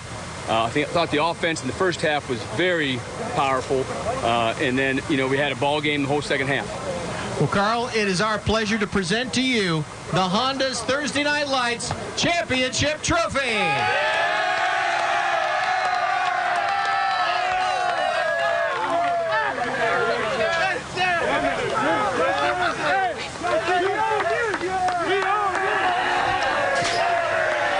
It's hard to social distance when you're the champions, you know. Time to recognize the Rally's player of the game. A lot of guys that had potential to win it, but we went with Leslie Ando for his performance on both sides of the football, Jeff, and also as a running back in the Wildcat and also as a wideout, too. Guy was omnipresent playing on special teams, so congratulations to Leslie Ando as our Rally's player of the game. Yeah, we talked at the very beginning about the impact players have got to be able to elevate their game in games like this, let the rest of the team kind of grow up with them, and Leslie Ando was that kind of an athlete tonight for the Dublin Scioto Irish. Congratulations to Leslie and the Irish as they get the victory by 8. Here are your final stats from this contest as both teams mark now as 1-1. Nearly 400 yards in total offense, and Kilbourne kicked it up a notch or two in the second half as well, too. But you go to that bottom line, Mike Todd alluded to it, turnovers, 4 committed by the Wolves. Well, the fact that they had no offense at all in the first quarter, first half of this football game, the Worthington Wolves, they did a good job of coming back. But my goodness, 21 penalties between both teams and 4 turnovers. That is not a recipe for success. And 3 quarterbacks as well, too. It doesn't help. Sir, it's been a pleasure. Talk to you again real soon. Yes, sir. All right. Big thank you to our sponsors and Dean Marini and the entire Thursday Night Light production crew for making tonight's game possible. Join us next Thursday when Worthington Christian plays host to Fisher Catholic at 7 o'clock. Then Friday night, it's a lot of fun as New Albany takes on Gahanna Lincoln. So it's a doubleheader next weekend. Stay tuned now for Last Man Standing. I think that's us. On behalf of Jeff Logan and Mike Todd, I'm Randy Reinhardt. What a contest we had tonight. The Irish eyes indeed smiling. They get the victory 21-13. I'll say it one final time. Thanks for joining us. You've been watching Honda's Thursday Night Lights presented by Columbus State Community College in one place on the CW Columbus.